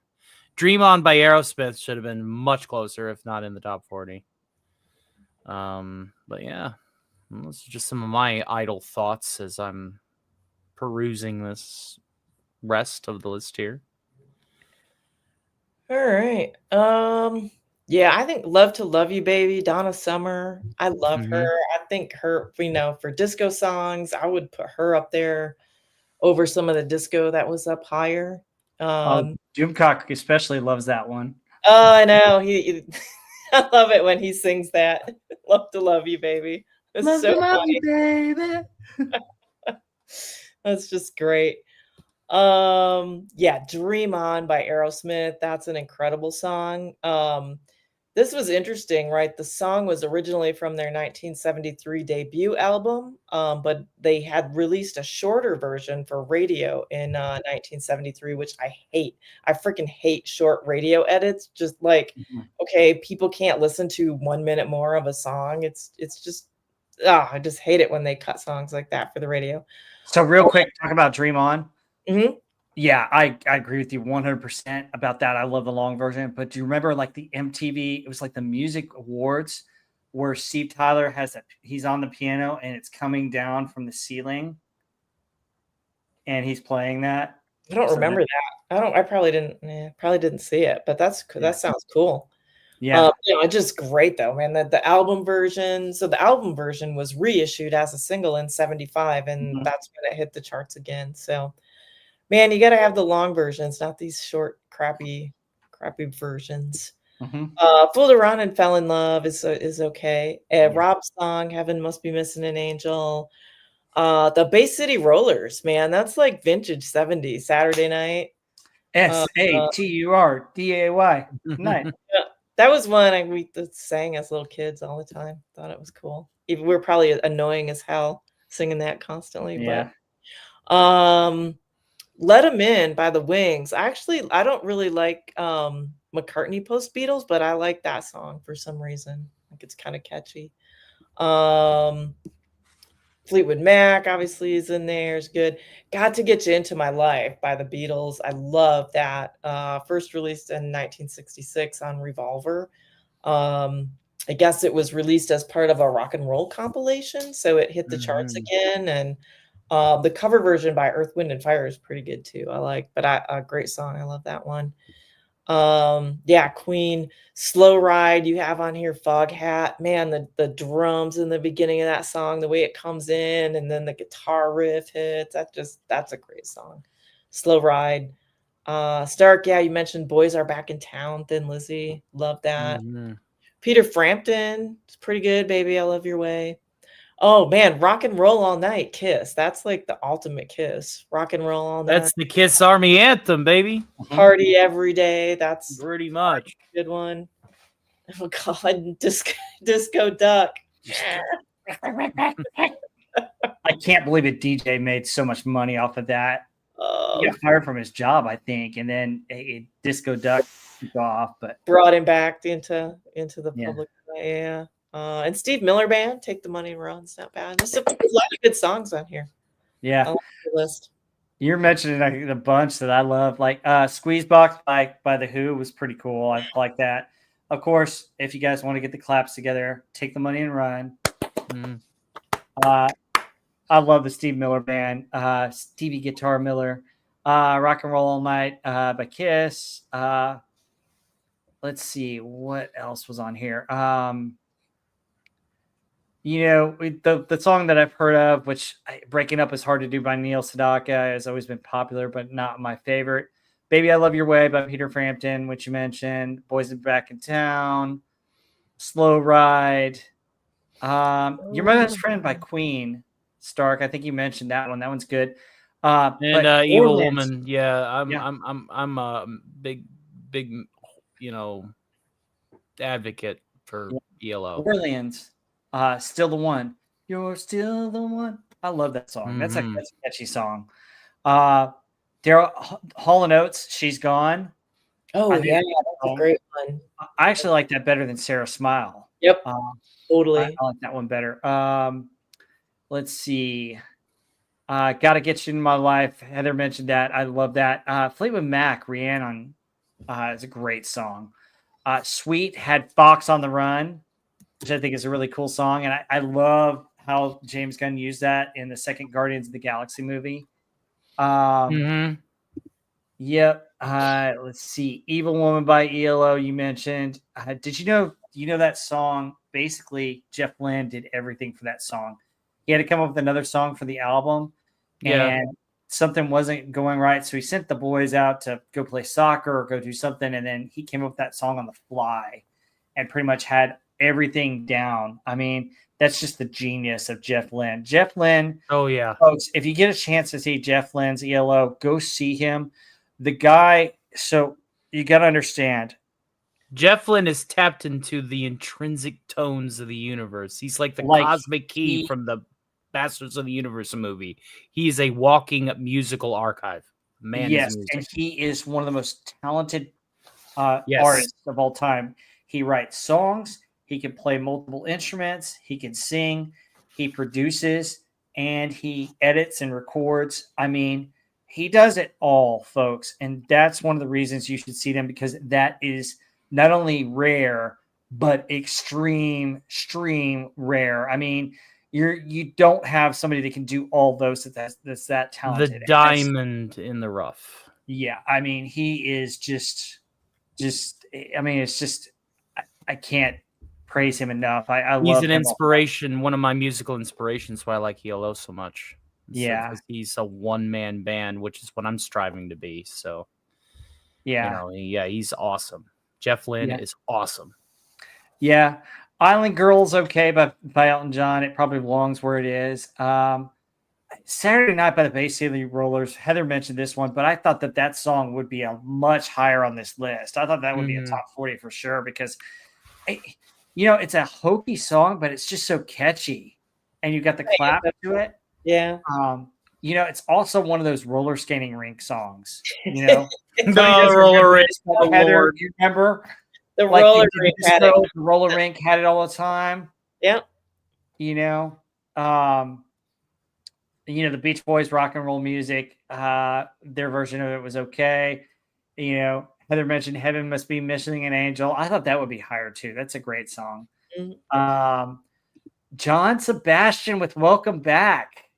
We know that from what TV show? Mr. Carter. Yes. Welcome Back, Carter. Casey, C.W. McCall. I thought this would be top 40 on the Fringe, but Convoy. Now, that's kind of a weird song, but like Convoy was such a big hit and it crossed over. I love Elvin Bishop's Fooled Around and Fell in Love, sung by who? Do you know who sung it? Harvey Cthulhu. Yeah, he did the other night, but who? Nikki Thomas from Starship. Yes. Nikki Thomas was in Elvin Bishop, and then he left Elvin Bishop to join Jefferson Starship in the late 70s. So, playing White Rabbit. Yeah. And then Say That You Love Me by Fleetwood Mac. I believe that is one of the first songs that Christy McVie sings. Okay. Yeah, it is. It is Christy McVie's song. And I dearly love Christy McVie. We lost her way too soon. Yeah. But yeah, I mean, she just wails on that song. One other thing I'll dream on. Yes, the sports with that, but also, folks, if you've seen the movie Miracle about the 1980 Olympic hockey team, at the very end, they do Dream On where they're running the credits and they say what happened to each of the hockey players. I thought that was cool. Frampton, another song, Show Me the Way. Really good song. I like that song too. He had like 3 songs on there. Lowdown by Bo Skaggs. I'm surprised that didn't higher as well. Probably one of my favorite of all-time Chicago songs, If You Leave Me Now. Very, very pretty song. I think this is after they lost Terry Kath, and they were still trying to find themselves after his passing. But I think just Peter Cetera is just such a pretty voice on this. And then there's something about that song with the chimes and how the music arrangement of If You Leave Me Now is great. But yeah, Casey and the Sunshine Band, that's the way I like it. I like that better than Shake, Shake, Shake Your Booty. I think it's a better song, but the disco. But yeah, pretty cool stuff for the top 100 here. Mm-hmm. Some of it I felt could have been the top 40, but this is one of the first ones where I really don't think that a lot of it should have come in and hit it off. What do you guys think? I mean, a couple of these were like, wow, this last set of 60 is better than the top 40.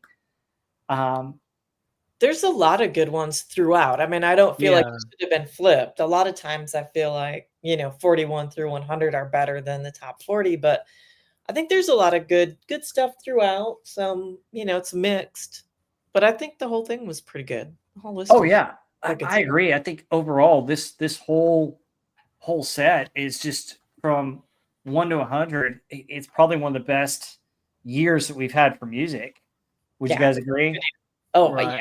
Really good year. Yeah. Oh wow. So got a lot of stuff from the for the top 10. Oh, hey guys, we got a classic going way back to the 1700s. We've got a lot of love stuff with the Machine and Live. Kiss and Say Goodbye. Man, we're going to talk about a night in 63 as well as we get to our top 10 coming right up.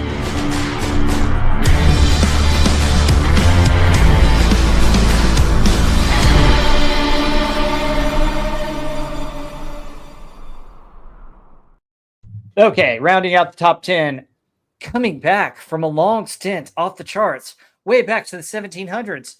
We've got A Fifth of Beethoven by Walter Murphy and the Big Apple Band. That's an interesting, catchy tune. Gary Wright sings Love is Alive. It's his second single off this top 40. Paul Simon sings about 50 Ways to Leave Your Lover. The Miracles come in at number 7 with I'm Just a Love Machine. Just a love machine. Bruce Willis with that one. Yeah. Manhattan say Kiss and Say Goodbye. Wild Cherry tells us to play that funky music. The Four Seasons come back to the charts with a new lineup with December 1963, Oh What a Night. Johnny Taylor at number 3 with Disco Lady. Elton John and Kiki D sing Don't Go Breaking My Heart, a staple of the 70s. And then Wings with Paul McCartney comes in at the number 1 spot with a silly, silly song about silly love songs. Who wants the first crack at this one? I think it's often overlooked. A lot of these young kids, when they hear play that funky music, they mistake the lyrics for white boy instead of right boy. And that is just certainly not true. I mean, it was my birth year. They sang it to me. But I hear it all the time. And, you know, play that funky music, white boy. And I'm like, oh, my Lord in heaven. No, this is a pretty good top 10. And according to the time of, you know, that these songs were out, and some of them were out for a little bit, this is a good, solid top 10. Oh, what a night. Also an earworm. Like, all of these are just earworms. Love Machine's an earworm. Love is Alive is an earworm. I like A Fifth of Beethoven. It's definitely unique in comparison to the rest of this list. And I guess that's probably the reason why it stood out enough just to eke its way into the number 10 spot over Sarah Smile. Yeah, these are all really good. Don't Go Breaking My Heart. I love Elton John, but that's because I also love the 88 Teeth. And Elton John's one of my inspirations for that. So, yeah, these are all really, really good songs. I have absolutely no complaints whatsoever. This has been by far the easiest top 40 I've had to review in a long time. Mm-hmm. Oh, yeah. Heather, what are your thoughts? Yeah, finally a good top 10 and not one where we're like, oh my God, the list is good. Right? 10 is awful. Like, now this is a good list. My favorite Rest one. in peace, Buzzer. Like, yeah. December 1963, and What a Night. I love that song. I love the Four Seasons and Frankie Valli. Yeah, such a good song. A funny note on it that I was reading here, because it's so funny how songs evolve, like from the name and when they first start writing them. So I thought this was interesting.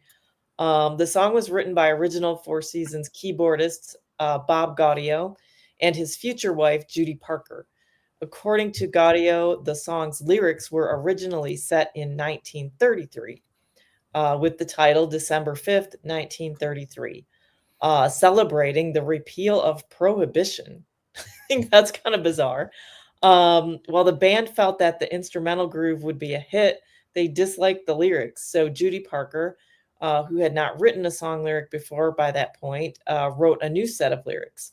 The song was a recollection of his and Parker's first meeting. In real life, Parker and Gaudio had not met until 1973 when both were working as producers for Motown Records. Parker wrote the lyrics from the perspective of a man recalling his first intimacy. And Parker sought to do this in a way that was family friendly because of the Four Seasons clean reputation. So that's kind of interesting. Like, writing a song about, yay, what a night, Prohibition ended. And then they're like, nah, that's bad. That's not going to work. So I don't know. That's kind of funny. My second favorite song here, or even probably tied with it, is 50 Ways to Leave Your Lover, Paul Simon. Another song with great lyrics, even though it's simple. Some great advice there. I love the way the drums come in, like military sounding drums. And then it's kind of this mellow, funky sound. I guess Paul Simon apparently decided to take kind of a humorous approach to his divorce from his first wife. As when he was kind of writing about that, so I thought that was pretty funny. But I love that song. Another great one. "Don't Go Breaking My Heart" is a cute duet. It's not like top like other Elton John songs, but a really cute, catchy song. Like it as a duet. Yeah, and the Fifth of Beethoven. I like it when classical music like is played as like a heavy metal song with electric guitars, but I have to say it's pretty good. It's pretty good as a disco song, pretty catchy. Probably because Beethoven's Fifth Symphony is so awesome, it's kind of hard to screw it up. But it's an interesting idea and definitely that Saturday Night Fever era. Love Machine's fun. There's a video of them in wearing pink suits performing this, which is absolutely hilarious. If you get a chance, just check it out on YouTube. It's really funny. Play That Funky Music. Good song. I think that one's pretty overplayed, but it's pretty catchy. Silly Love Songs is okay. Yeah, the other ones, yeah, they're okay. Probably the three, the Love Is Alive, Kiss and Say Goodbye, Disco Lady are probably the weakest of the bunch for me. Yeah. For me, yeah, Fifth of Beethoven, that just reminds me of the skating rinks because they used to play that in the skating rink all the time. Man. Yeah. Love Is Alive is okay. It's a yacht rock song now. And I hate to say, it's a good song. I like the music, but it's overplayed, and it's overplayed on rock radio, on classic rock radio. 50 Ways to Leave Your Lover is just, you brought up the history of it, just so interesting. If you listen and read the lyrics to that, it's just interesting. All kinds of nods to her. It's kind of funny. Yeah, I love the song. So clever. Love Machine is an interesting song. The funny thing about it is that the TV show Friends, Bruce Willis was on there for a few episodes, and he has a thing with Rachel, and Ross is kind of dating his daughter, and Ross is hiding under the bed because he doesn't like Ross dating his daughter, and so they'd gone to a cabin, and Ross is hiding from him, and he's getting ready to get it on with Rachel back in the other room. He goes into his room, and he's like, on the mirror, "Okay, Paul," his name's Paul. He's like, "I'm gonna, get it together." And he's in the mirror, psyching himself up, and then he starts singing, "I'm just a love machine." He starts singing it, so I can't get that out of my head. That image out of my head. Bruce Willis singing "Love Machine." Well, watch the pink suits. That'll. Yeah, that'll probably do that too. Kiss and Say Goodbye. That's such a sad song. Oh my gosh. I hadn't heard that song in a long time, and I heard it again. I was like, oh my goodness. Wow. It is, but it's kind of cheesy with the spoken opening yeah. Yeah. I love you, girl. This is the last time we're gonna meet. I've got to go. It's just like that was kind of cringy. So Play That Funky Music. I do like the original version of it. It's overplayed, and Vanilla Ice does a version of it, which just kind of ruined the song. I love the Four Seasons December 1963. Oh, what a night! It even got popular for Jersey boys, and they made it different connotation on it.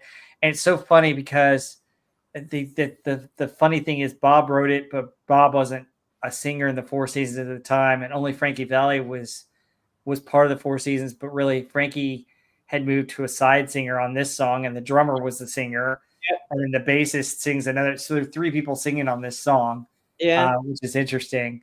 But yeah, I like December '63. That's a great song. Disco Lady's okay. I always like Don't Go Breaking My Heart. I thought it was a great song. And the other fun thing was the Muppet Show, Miss Piggy and Elton John doing that duet is pretty funny. So yeah, it is.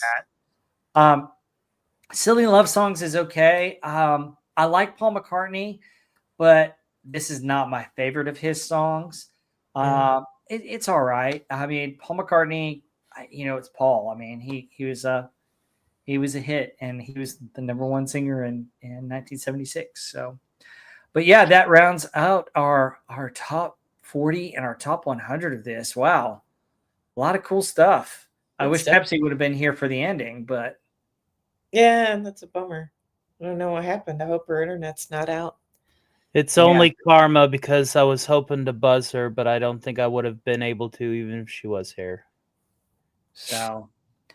But right now, I don't have a transition slide for it because my transition slides trying to get that done was broken. So we got Hotel California. So a lot to talk about with the Eagles, folks. If you don't know the history of the Eagles, you're getting ready to find out a whole bunch because we're going to talk about it. I will give the history of the Eagles up until 1976. Heather will then talk about the making of Hotel California. Stark will go through the songs. I'll wrap it up with the success of it, and then we'll talk about the album. But folks, Hotel California, one of the masterpieces of the Eagles. It actually came out in 1976. This is one of the fortunate ones that we picked that actually came out in the year that we're going over. I know we've had some overlap, but this one is a great album. And let me talk about the Eagles and the history really quick with you guys. So the Eagles were formed in 1971 when Don Henley and Glenn Frey were touring with Linda Ronstadt. Glenn and Don decided to form their own band, and Linda Ronstadt gave them her blessings. She recommended guitarist Bernie Leadon, which he toured with them for a little while, toured with Linda for a while, but he was in a different band. And then Randy Meisner was in Poco, and he left Poco to join and play the bass. Their debut solo album, Eagles, came out in 1972. It spawned 2 top 20 hits in the U.S., Take It Easy and Witchy Woman. Peaceful, Easy Feeling is another great song on that album and was the last single released. Heather, Tony, the Eagles' first album. Have you listened to it? Do you know any songs off that album? Talking about Take It Easy and Witchy Woman. Yep. Witchy Woman's one of my favorites. Yeah. Witchy Woman, I think, is better live. So Take It Easy is great too. That's Standing on a Corner in Winslow, Arizona, right? yeah. And Yeah, written by Jackson Brown. There's a statue in Winslow, Arizona that depicts that moment of that song. A guy standing on a corner and there's a truck girl in a flatbed Ford driving by. So if you're ever in Winslow, Arizona, you can go see a statue depicting that moment of that song. Yeah. FKHC 2005 said the Eagles kept at least 3 or 4 South American country economies going in the mid-1970s. Wow, I didn't know that. That's kind of interesting. But yeah, so Hidden Gem on their first album, which you can see down here in the lower left-hand corner, there's a song called Train Leaves Here This Morning. Great song. If you get a chance to catch that one, that was great. So the Eagles were known for their high-flying harmonies. And guess who their first producer was? Glenn Johns from Led Zeppelin. Wow. So you got a connection to Led Zeppelin from the Eagles. Anyway, he decided to produce them because he liked their harmonies. It was interesting that he decided to produce them. While Glenn Frey wanted to rock out, Bernie Lennon wanted more of a country feel. The mixture gave birth to kind of the country rock. And that was happening in the 1970s. You had a mix of the country and the rock. And we've seen it on our countdown, right? We've seen some crossover hits between country and rock, but the Eagles were kind of the first commercially successful band to do that. Go ahead. No, I was just going to say, yeah, they have such a great sound. Mm-hmm. Yep. After a commercially successful first album, Frey wanted to make this wanted the second album to be a concept album. And he thought that they would be taken more seriously as artists. And he drew interest in anti-heroes. So according to Glenn Frey, he was jamming together with Don Henley, Jackson Brown, and J.D. Souther. Both Jackson Brown and J.D. Souther were frequent writers with the Eagles after a Tom Harden concert, and they had the idea of doing an album about anti-heroes. And thus, Desperado came about. And you can see Desperado right up there. And I think I got 1 or 2 pictures of them with Desperado. So this is on the back of the album.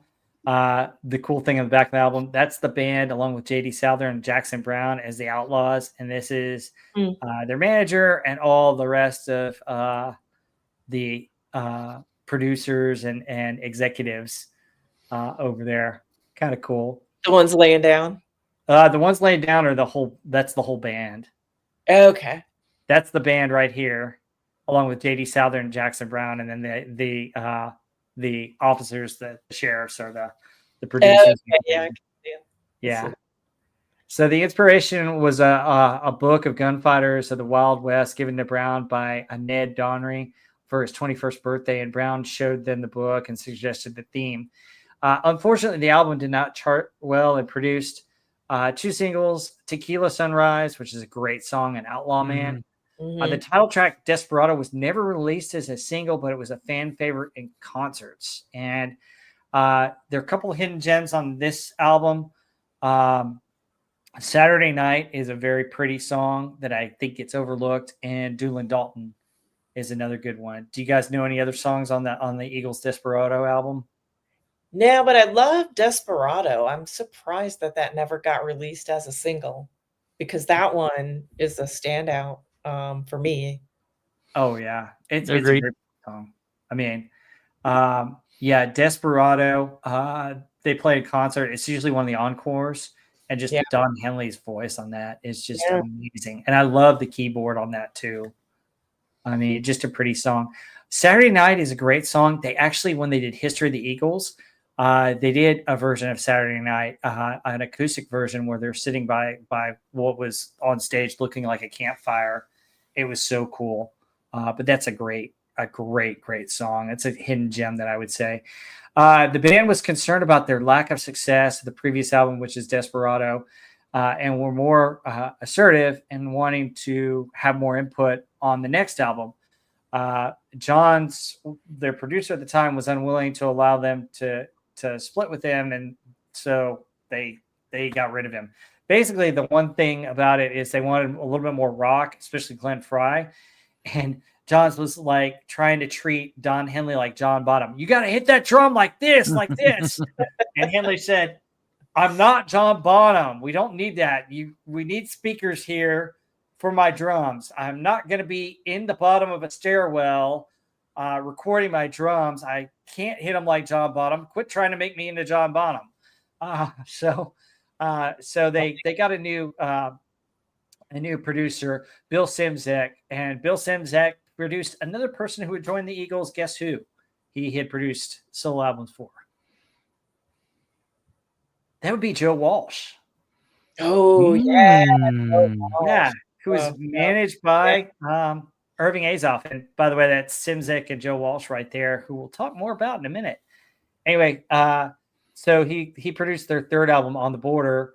They wanted more of a rock feel, so Szymczak suggested another Eagle that joined as the 5th member, Don Felder. So Don Felder kind of joined a little bit On the Border and became a full-time member during one of these nights. They jammed with him creating this album and decided to make him a member of the band. The album produced some great singles here. Already Gone. James Dean is another one. Their biggest hit, their first number 1, was produced on this album, On the Border. It's Best of My Love, which is great. Hidden gems off of this one, Old 55, which is a John Waits song with vocals by Glenn and Don going back and forth. One of my favorites. My Man is a great song. And then You Never Cry Like a Lover is another hidden gem. You guys familiar with On the Border? Yeah, I love Already Gone and Best of My Love are both probably my favorites on there. Yeah. Guys, if you haven't heard Old 55, check that one out by the Eagles. It's great. It's a good one. Yeah. An addition of Joe Walsh is definitely a plus there. Well, Joe Walsh didn't join yet. Joe Walsh will get there. But no, that was Don Felder who joined post part of On the Border and officially came on during one of these nights. So, yeah, I think you get some more rock sound when you get Joe Walsh in there. You start getting a little bit harder. Oh yeah, Don Felder and then Joe Walsh both gave him the hard rock sound. All right, so with the success of On the Border, the Eagles began working on their 4th album in late 1974 Glenn Frey and Don Henley wrote 4 of the 9 songs by themselves. They also collaborated with other members of the band on 3 other songs. Frey said that one of these nights was the most fluid and painless album they ever made, and they thought the quality songs he wrote with Henley had improved dramatically. Frey also began to sing a little bit less as a lead singer, starting with this album, singing a solo lead on only one song, Lion Eyes, and then sharing the lead vocal with Henley on another, After the Thrill Is Gone. Henley later said that Glenn was generous in that respect. If I began to do more than he did, it was because if someone had a strong suit, he would play that card. You sing this, you sing it better, that kind of thing. So you're getting right in the heart of the Eagles, where they were still very much together and say, hey, this sounds better, you sing it versus me. And that was the success of the Eagles, because they had so many good harmonies, but they had really 3 or 4 lead singers that you could have in the band, which is why it's so great. 3 singles released on one of these nights: Lion Eyes, one of these nights, the title track, and Take It to the Limit. Hidden gems on this album, folks. If you don't know After the Thrill Is Gone, give it a listen. It's a beautiful song. I love that one. And there's another one on there that's a real hidden gem. I Wish You Peace is a Bernie Leadon song, which is actually a really pretty song that I always liked. Anything on one of these nights that you guys like or that you know about? Yeah, like we mentioned before, Take It to the Limit, my favorite, definitely favorite of all time. But I also like One of These Nights is great. After the Thrill Is Gone, I agree, is a hidden gem. That's a good one. Mm-hmm. All really good stuff, man. Can't complain. Like, the Eagles is one of those bands that they do no wrong, like, in my opinion. Like, every one of their songs, whether it's known or not, is just good music. They understood the assignment. Yep. All right. So after this album, Bernie Leadon was becoming increasingly unhappy during the making of this album. He wrote 3 of the 9 songs, none of which was released as a single. He was unhappy with the more rock direction of the band that Frey preferred. At one time, walking out of a meeting to discuss which take to use after recording a track. Basically, the story goes, Bernie Leadon said, F you, I'm going surfing, and poured a beer on Glenn Frey and then walked out. So, yeah, Bernie Leadon would leave the band in 1975 after the album was released. And I just told the story. It's kind of interesting. Despite the band's objections as well, in 1976, the studio released the Greatest Hits album, which became one of the biggest charting albums of all time. Some rank it 1 and 2 behind or in front of Thriller. And the funny thing is, the album we love that we're getting into here, Hotel California, is at number 3. So, Heather, let's talk about the making of Hotel California. Okay. All right. So with the departure of Leadon, the Eagles were looking for a new guitarist to replace him. At the suggestion of producer Bill Simzik. Simzik. That's a lot of consonants in there. Simzik. Yeah. Must be an Eastern European name. Joe Walsh joined the band. It also helped that he shared the same manager and producer as the Eagles. For Hotel California, the band made a conscious decision to move away from country rock and write more straightforward rock songs.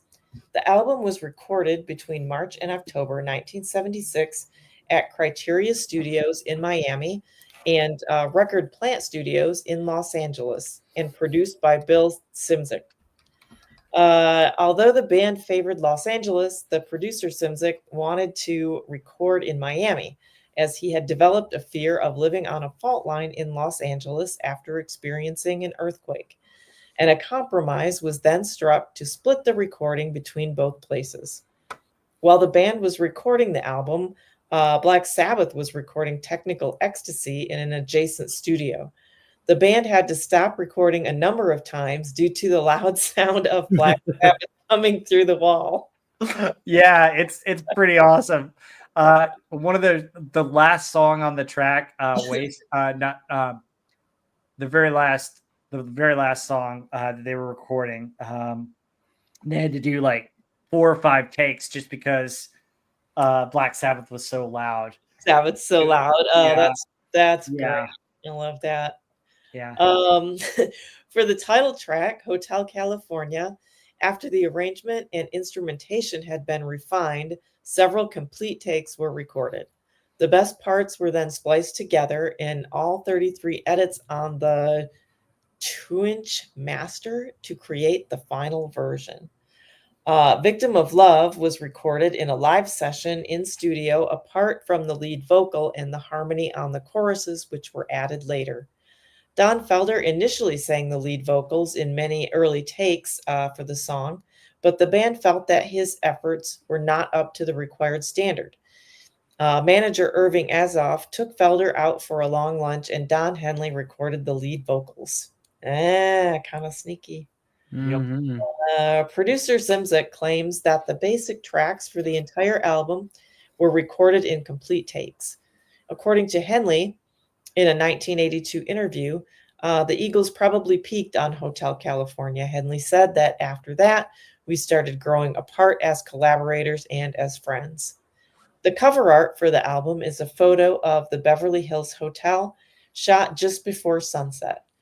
According to the art director, Henley wanted to find a place that would portray the title of the album with a sinister edge. 3 hotels were photographed, and the one with the Beverly Hills Hotel was selected as the cover. People did not initially recognize that it was the Beverly Hills Hotel because it was taken from an unfamiliar vantage point. The hotel threatened legal action over the use of the image. Wow, you'd think they'd be happy with the free advertisement. Yeah. The rear album cover was shot in the lobby of the Lido Hotel in Hollywood. The gatefold image shows the same lobby but filled with members of the band and their friends. Henley said, "I wanted a collection of people from all walks of life. It's people on the edge, on the fringes of society. A shadowy figure appears on the balcony above the lobby, which led to speculations over the person's identity." The album was released by Asylum Records on December 8th, 1976, in vinyl, cassette, and 8-track. The good old 8-track. It was considered for a quadraphonic release in early 1977, but this idea was dropped following the demise of the quadraphonic format. And then Tony Stark is going to take us through each of the songs. And of course, we're going to start with said title track of Hotel California. Felder had submitted a cassette tape containing about half a dozen different pieces of music. Henley told Rolling Stone, "None of them moved me until I got that one. It was a simple demo, a progression of appreciated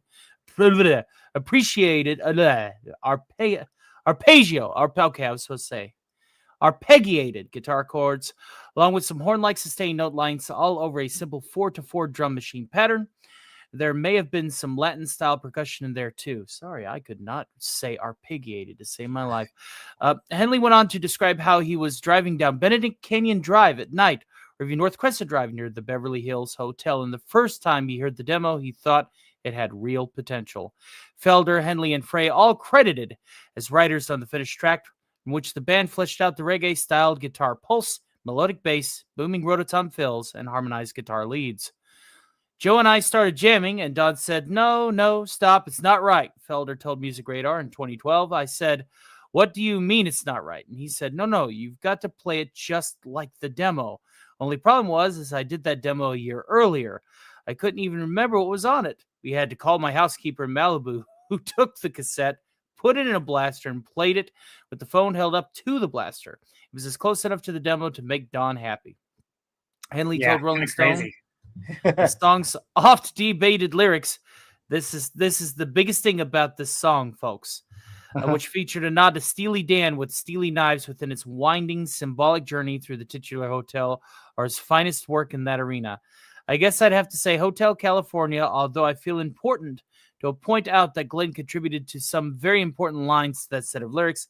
He said those lyrics employ what Glenn used to call the perfect ambiguity and are up to a wide array of interpretations, and we have seen some doozies, including my interpretation for many years where I thought it was a song about heroin addiction." The lyrics also have been compared to the episode of The Twilight Zone, And Rob has received several odd and goofy looks from people as he air guitars and drums his steering wheel. It's on his steering wheel at stoplights. You Yes, I do. look, ladies and gentlemen, one vocal blooper and one typo. We're 1 for 1 now. Let's see. Let's go to the new kid in town.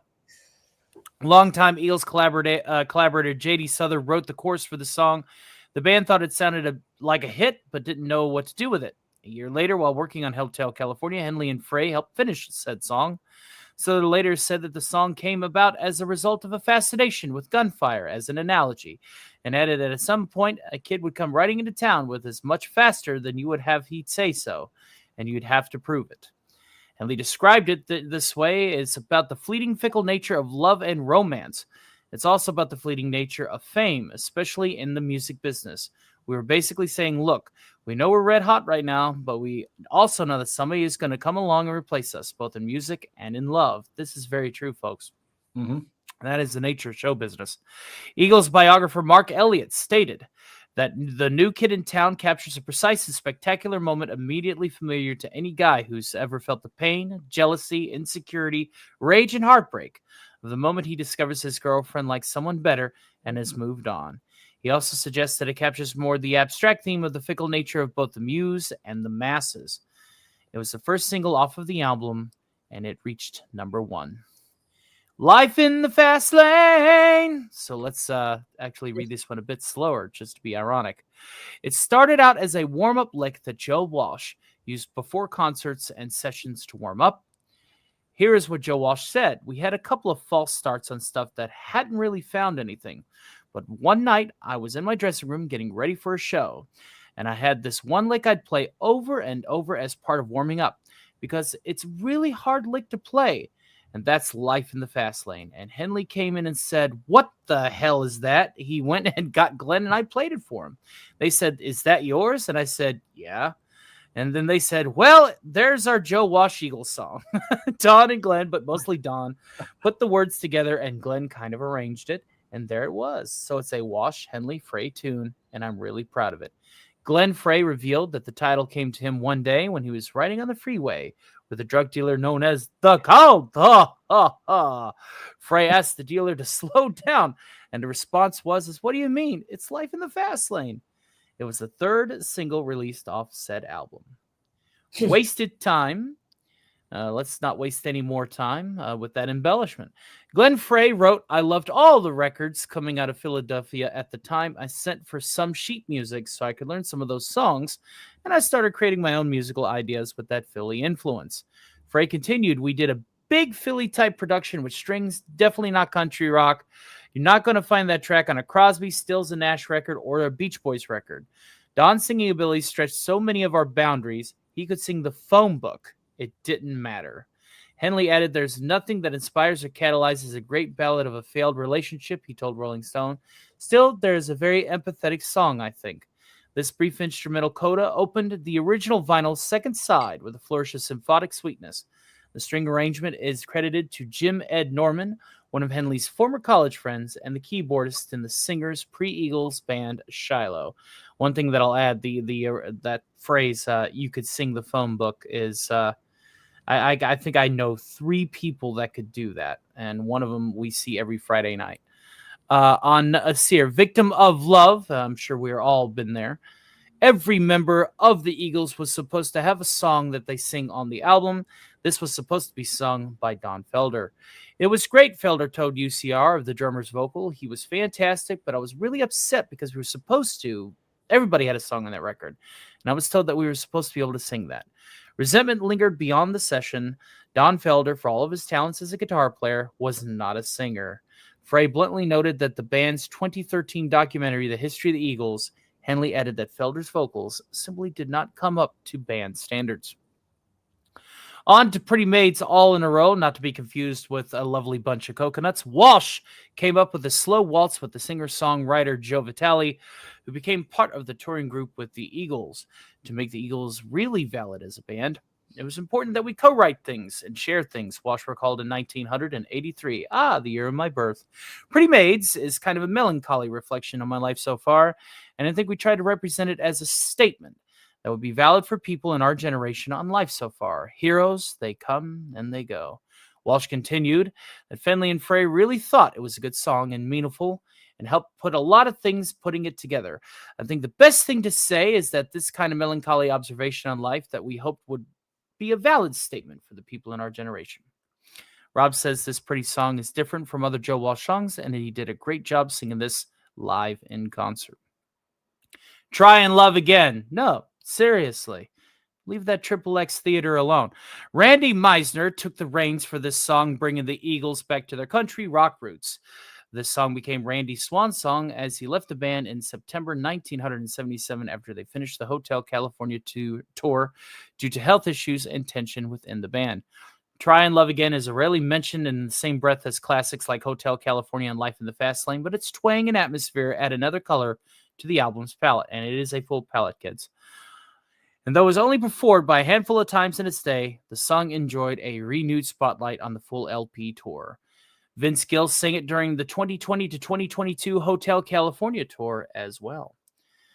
The Last Resort. No, seriously, I'm out of options. Henley dove into the social and environmental issues of the time to write this song.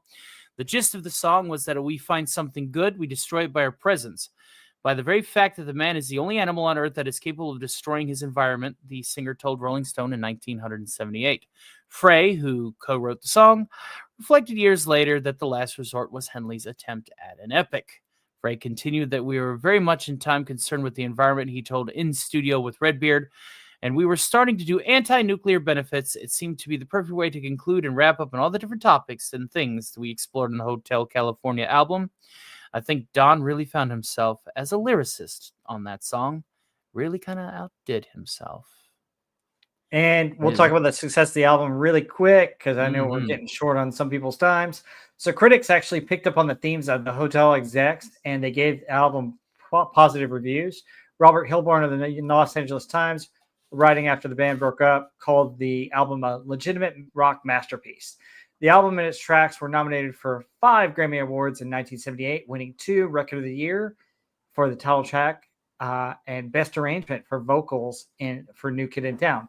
However, the band's manager, Irving Azoff, refused a request by the ceremony's producer for the band to attend or perform at the ceremony unless a win was guaranteed. That's kind of crappy. Basically, Henley later said the whole idea of a contest to see who the best band is just didn't appeal to us, and that's the reason why they didn't do it. The album first entered the US Billboard 200 at number 4, reaching number 1 in its 4th week in January 1977. It topped the charts for 8 weeks non-consecutively and was certified platinum by the recording industry in a week of its release. The U.S. album produced 2 number 1 hits, Hotel California and New Kid in Town. So, Stark, I know you got to go in a few minutes. What are your thoughts on this album? It's a wonderful album, but if you check the private chat, I have time. Oh, you do? Okay. All right. Cool. Oh, okay. I'll say this. Hotel California is one of those albums that is a perfect set piece album. It has multiple musical styles, multiple smash hits, a lot of chart toppers, a lot of number 1 chart toppers. It is another timeless piece in the history of modern music and in rock and roll in general. And it will stand to outlast all of us on this panel, all of us in this chat. It's gone down as one of a Hall of Fame albums that has, not only defined a generation, but defined music in general. There's nothing bad about this album whatsoever. I could be 80 years old and still play it and still enjoy it. And my son, if I have one, or if I discovered that I had one, could play it when they're 80 years old and still enjoy it. It's that timeless. And this is a beautiful record from end to end. And it's an honor to be able to discuss it with you guys today. So thank you for that. Great. Heather, what are your thoughts? You're muted. She's muted. Professional streamer, ladies and Oh, gentlemen. sorry, no, had to mute because sometimes the natives get restless here and get noisy. But Mhm. it's just it's an incredible sounding album. The quality of it, right? If you listen on headphones or good speakers, the way it's recorded and produced, just every sound, the sound of the drums, like the acoustic and electric guitars, just such an this I compares to like maybe like a Fleetwood Mac album. Mhm. There's just a handful of albums that just sound amazing, and this is one of them. Really well paced too, right? Like the Hotel California, I mean, what an opening track, just a masterpiece. But then you get such great pacing with like Life in the Fast Lane. Then you go to this beautiful Wasted Time, then back to a rocker and Victim of Love. It just the way it kind of takes you through all these different emotions and tempos and textures, just incredibly well put together. Every song is great. This is one you can listen to the whole album. Just yeah, amazing. And yeah, probably their peak for sure. Absolutely, I would agree. And here, let me go ahead. There's the last slide there. So, guys, it's really cool. I got to go see the concert, and I'll remove this and I'll focus on me real quick because I want to show you this. I went to go grab this prop. It's in my room, but this is the poster for Ooh, when nice. they went and did the Hotel California tour. And yeah, it was such a cool concert. So what they did was they played the whole album, and then after they played the whole album, they did all their hits. And so it was a magnificent concert. It was great. And I was originally supposed to go in 2020, and then COVID hit, and they postponed it for like another year. And so coming out of COVID, I got to see the Eagles, which was so awesome. But the cool thing at the concert is they had somebody, who's Glenn Fry's son, started. He was like one of the guys that the picture of the guy in the shadow, the weird guy, that was Glenn Fry's son was dressed as that guy. And he put a record on, and that was supposed to represent side one. And then he went and flipped it over for side two. And even though we didn't have Randy Meisner doing Pretty Maids All in a Row or Glenn Fry singing A New Kid in Town, it still sounded great. But yeah, this album is awesome. It's just a staple of classic rock radio. I love all the songs on it. I love Hotel California. I rock to the drums and to the guitar sounds. I listen for different things on that song every time I listen to it. So it makes it a little bit newer and fresh because I'll decide, hey, no, I'm going to focus on Joe Walsh's solo, or I'm going to focus on Felder's solo, or I'm going to focus on Henley's drums. And that's what I focus on that song. But I love Wasted Time. Mm-hmm. Such a pretty song. The other cool thing about this concert is they had a choir and orchestra for that portion. Oh, nice. And it was so beautiful when they did the reprise. So if you flip over to side two, the reprise of Wasted Time, that instrumental with the orchestra, just so beautiful. I mean, it catches you and grabs you. And I love that. And Wasted Time is such a pretty song anyway. But yeah, Pretty Maids All in a Row, Try and Love Again. I've always liked The Last Resort. I always thought it was interesting how that song really came to be, especially with the 80s and 90s, and growing up with that. And you're like, yeah, California is kind of a wasteland. But yeah, it's interesting that Don Henley had those sentiments starting in the 70s, which is kind of cool. But yeah, this is a must-have albums, especially if you're an Eagles fan. And I would highly encourage you to see them in concert if you can. I mean, these guys are awesome. And I will say that Glenn Fry's son does a good job replacing him. He'll never replace Glenn fully, but he sounds great. And Vince Gill was brought in, and Vince Gill is awesome. Awesome. Yeah, I was wondering now because I saw him, at the Hell Freezes Over tour when they first got back together, and then I saw him, I don't know, maybe 15 years ago. So just wondering, now with the members, not everyone's around, and they're older. I've always wondered if they're, if it would still be as good to see them now currently. Oh yeah, they're amazing. And the thing about the Eagles is that they're timeless, and Don Henley's vocals are amazing.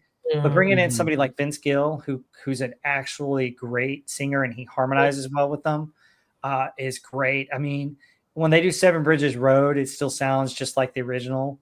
And I've been fortunate. So I got to see him with The Hell Freezes Over when Felder was still with them. So I got to see him with Felder. And then when Felder got fired from the band again, which, we kind of alluded to what that was. Then I saw him when they did the History of Eagles, and Bernie came back for that. The only Eagle that I've never seen live, because in my lifetime, I only got to see them when they got back together. I was too young to see them, as you can tell, was Randy Meisner. I never got to see him, and I would have loved to see him sing "Take It to the Limit." That was just awesome. I mean, but yeah, I mean, this is my favorite band of all time. I have all their albums, every single thing, and that's why I know all these hidden gems. So trust me on the hidden gems. So yeah, well, great stuff. Anyway, we're coming to our end of our show. Final thoughts, plug away. Stark, take it away. What have you got coming up in just probably 30 minutes or so, right? Oh, we got an hour, actually. I just we got want an to hour. say thank you guys for not missing me too much while I was gone. We are back, and we are going to be doing everything that we are normally doing alongside some other things. We're doing a special Black Widow Files with Ginger Wolf here in about an hour's time. We are also one subscriber away from 2,100 or 2,800. So if there's one person out there that hasn't subscribed to me, please give me a chance. I'm a starving artist, almost literally sometimes.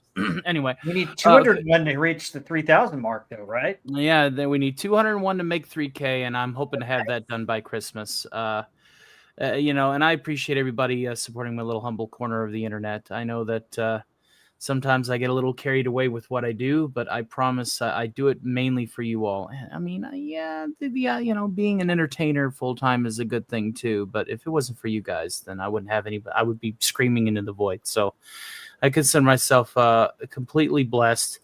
And if you guys like cosplaying models of a certain, let's just say, very risque type, then enjoy, as she's also one of us, a big nerd, a big geek. And we'll be talking about some nerdy things while she entices my audience with a few other things, namely 2 of them. So we hope to see you guys in a little less than an hour from now. So thank you, Rob Wright. It's always fun to come on here and talk music, one of my many passions. And thank you very much. Stark, feel free to share your channel and the link. Oh, yeah, sure. I can go ahead and grab the link for you guys. Yeah, go for it. Put those in the chat. And there's, I do a little variety show of my own on Thursday. Totally different vibe than the big one on Friday. If you like the big one on Friday, please consider my not so big one on Thursday, because it's only getting better and better. I write new parodies and get new skits and learn new impersonations, monthly for the show. I don't want to, just repeat the same things over and over. So give it a chance. Stark's Thursday matinee. We have a lot of fun there. So thank you guys. Absolutely. And Heather, I know you're not a YouTuber, but what would you like to plug? This awesome chat. Plug in the chat here. You guys always make this so much fun. All the comments in the chat, everyone coming to hang out. So great to see you guys as always, and hope y'all have a great evening. And hope to see you on Wednesday night on Overlord DVD's channel on Pop Culture Breakdown. We're going to talk about lots of stuff, but also the movie we love is Indiana Jones and the Temple of Doom, which is a blast. So hope to see you guys all in the chat there, and also on Friday Night Frolics. Always great to hang out, and great to hang out with you, Mr. Stark, and Rob. Always good to hang out here. Yeah. Well, I just got it on good authority that I guess somebody enjoyed my work here tonight. Thank you very much. I promise to entertain you to the best of my ability. We just hit 2,800. So thank you guys very much. God bless you. That's awesome. So, hey, thank you guys for the chat. I mean, thank you for all your wonderful comments. I know we didn't get to all of them, but I'm so glad that you guys brought up things, and I'm so glad you like talking about music and the Eagles, man. That's awesome. Coming up on my channel, folks, I don't know what show I'm going to put on next week. We've already covered a lot of stuff for this month, but it may be a variety show, so stay tuned for that. I think I'm going to do the Peanuts Thanksgiving. So stay tuned for that. I'm going to do that. And then December, we're going to have a lot of good stuff coming up your way. We'll have another episode of the Pacific. We'll have another Western. We'll have another round of music, and it might be Christmas music again for the season. We'll see if we can find something more of a theme show possibly, but we'll figure that out. Also, folks, yes, Heather mentioned Pop Culture Breakdown. Indiana Jones and the Temple of Doom is a great movie, so check that out on Wednesday night on Overlord DVD channel. Also, Disney did their earnings this past Thursday, so we're going to talk about that, and we got a lot of other cool stuff. Earnings? They Yep, actually had earnings? Yep, their quarterly earnings report was on Thursday morning, and I've got news and reviews of that. How fake are they? How fake are they? Oh, you'll find out. Just go to Overlord DVD's channel, folks. But I want to thank you guys for being here. Don't forget to share, like, subscribe. Folks, I'm still 1,300 watch hours away from getting monetized. So if you guys could help with that, please share the stream. Play Rob's playlist, folks. Yes. Here's what you do. If you're working at home or you're doing something, just play his playlists on your phone or on your computer. Just as long as there's some speaker activity, YouTube counts that as a view.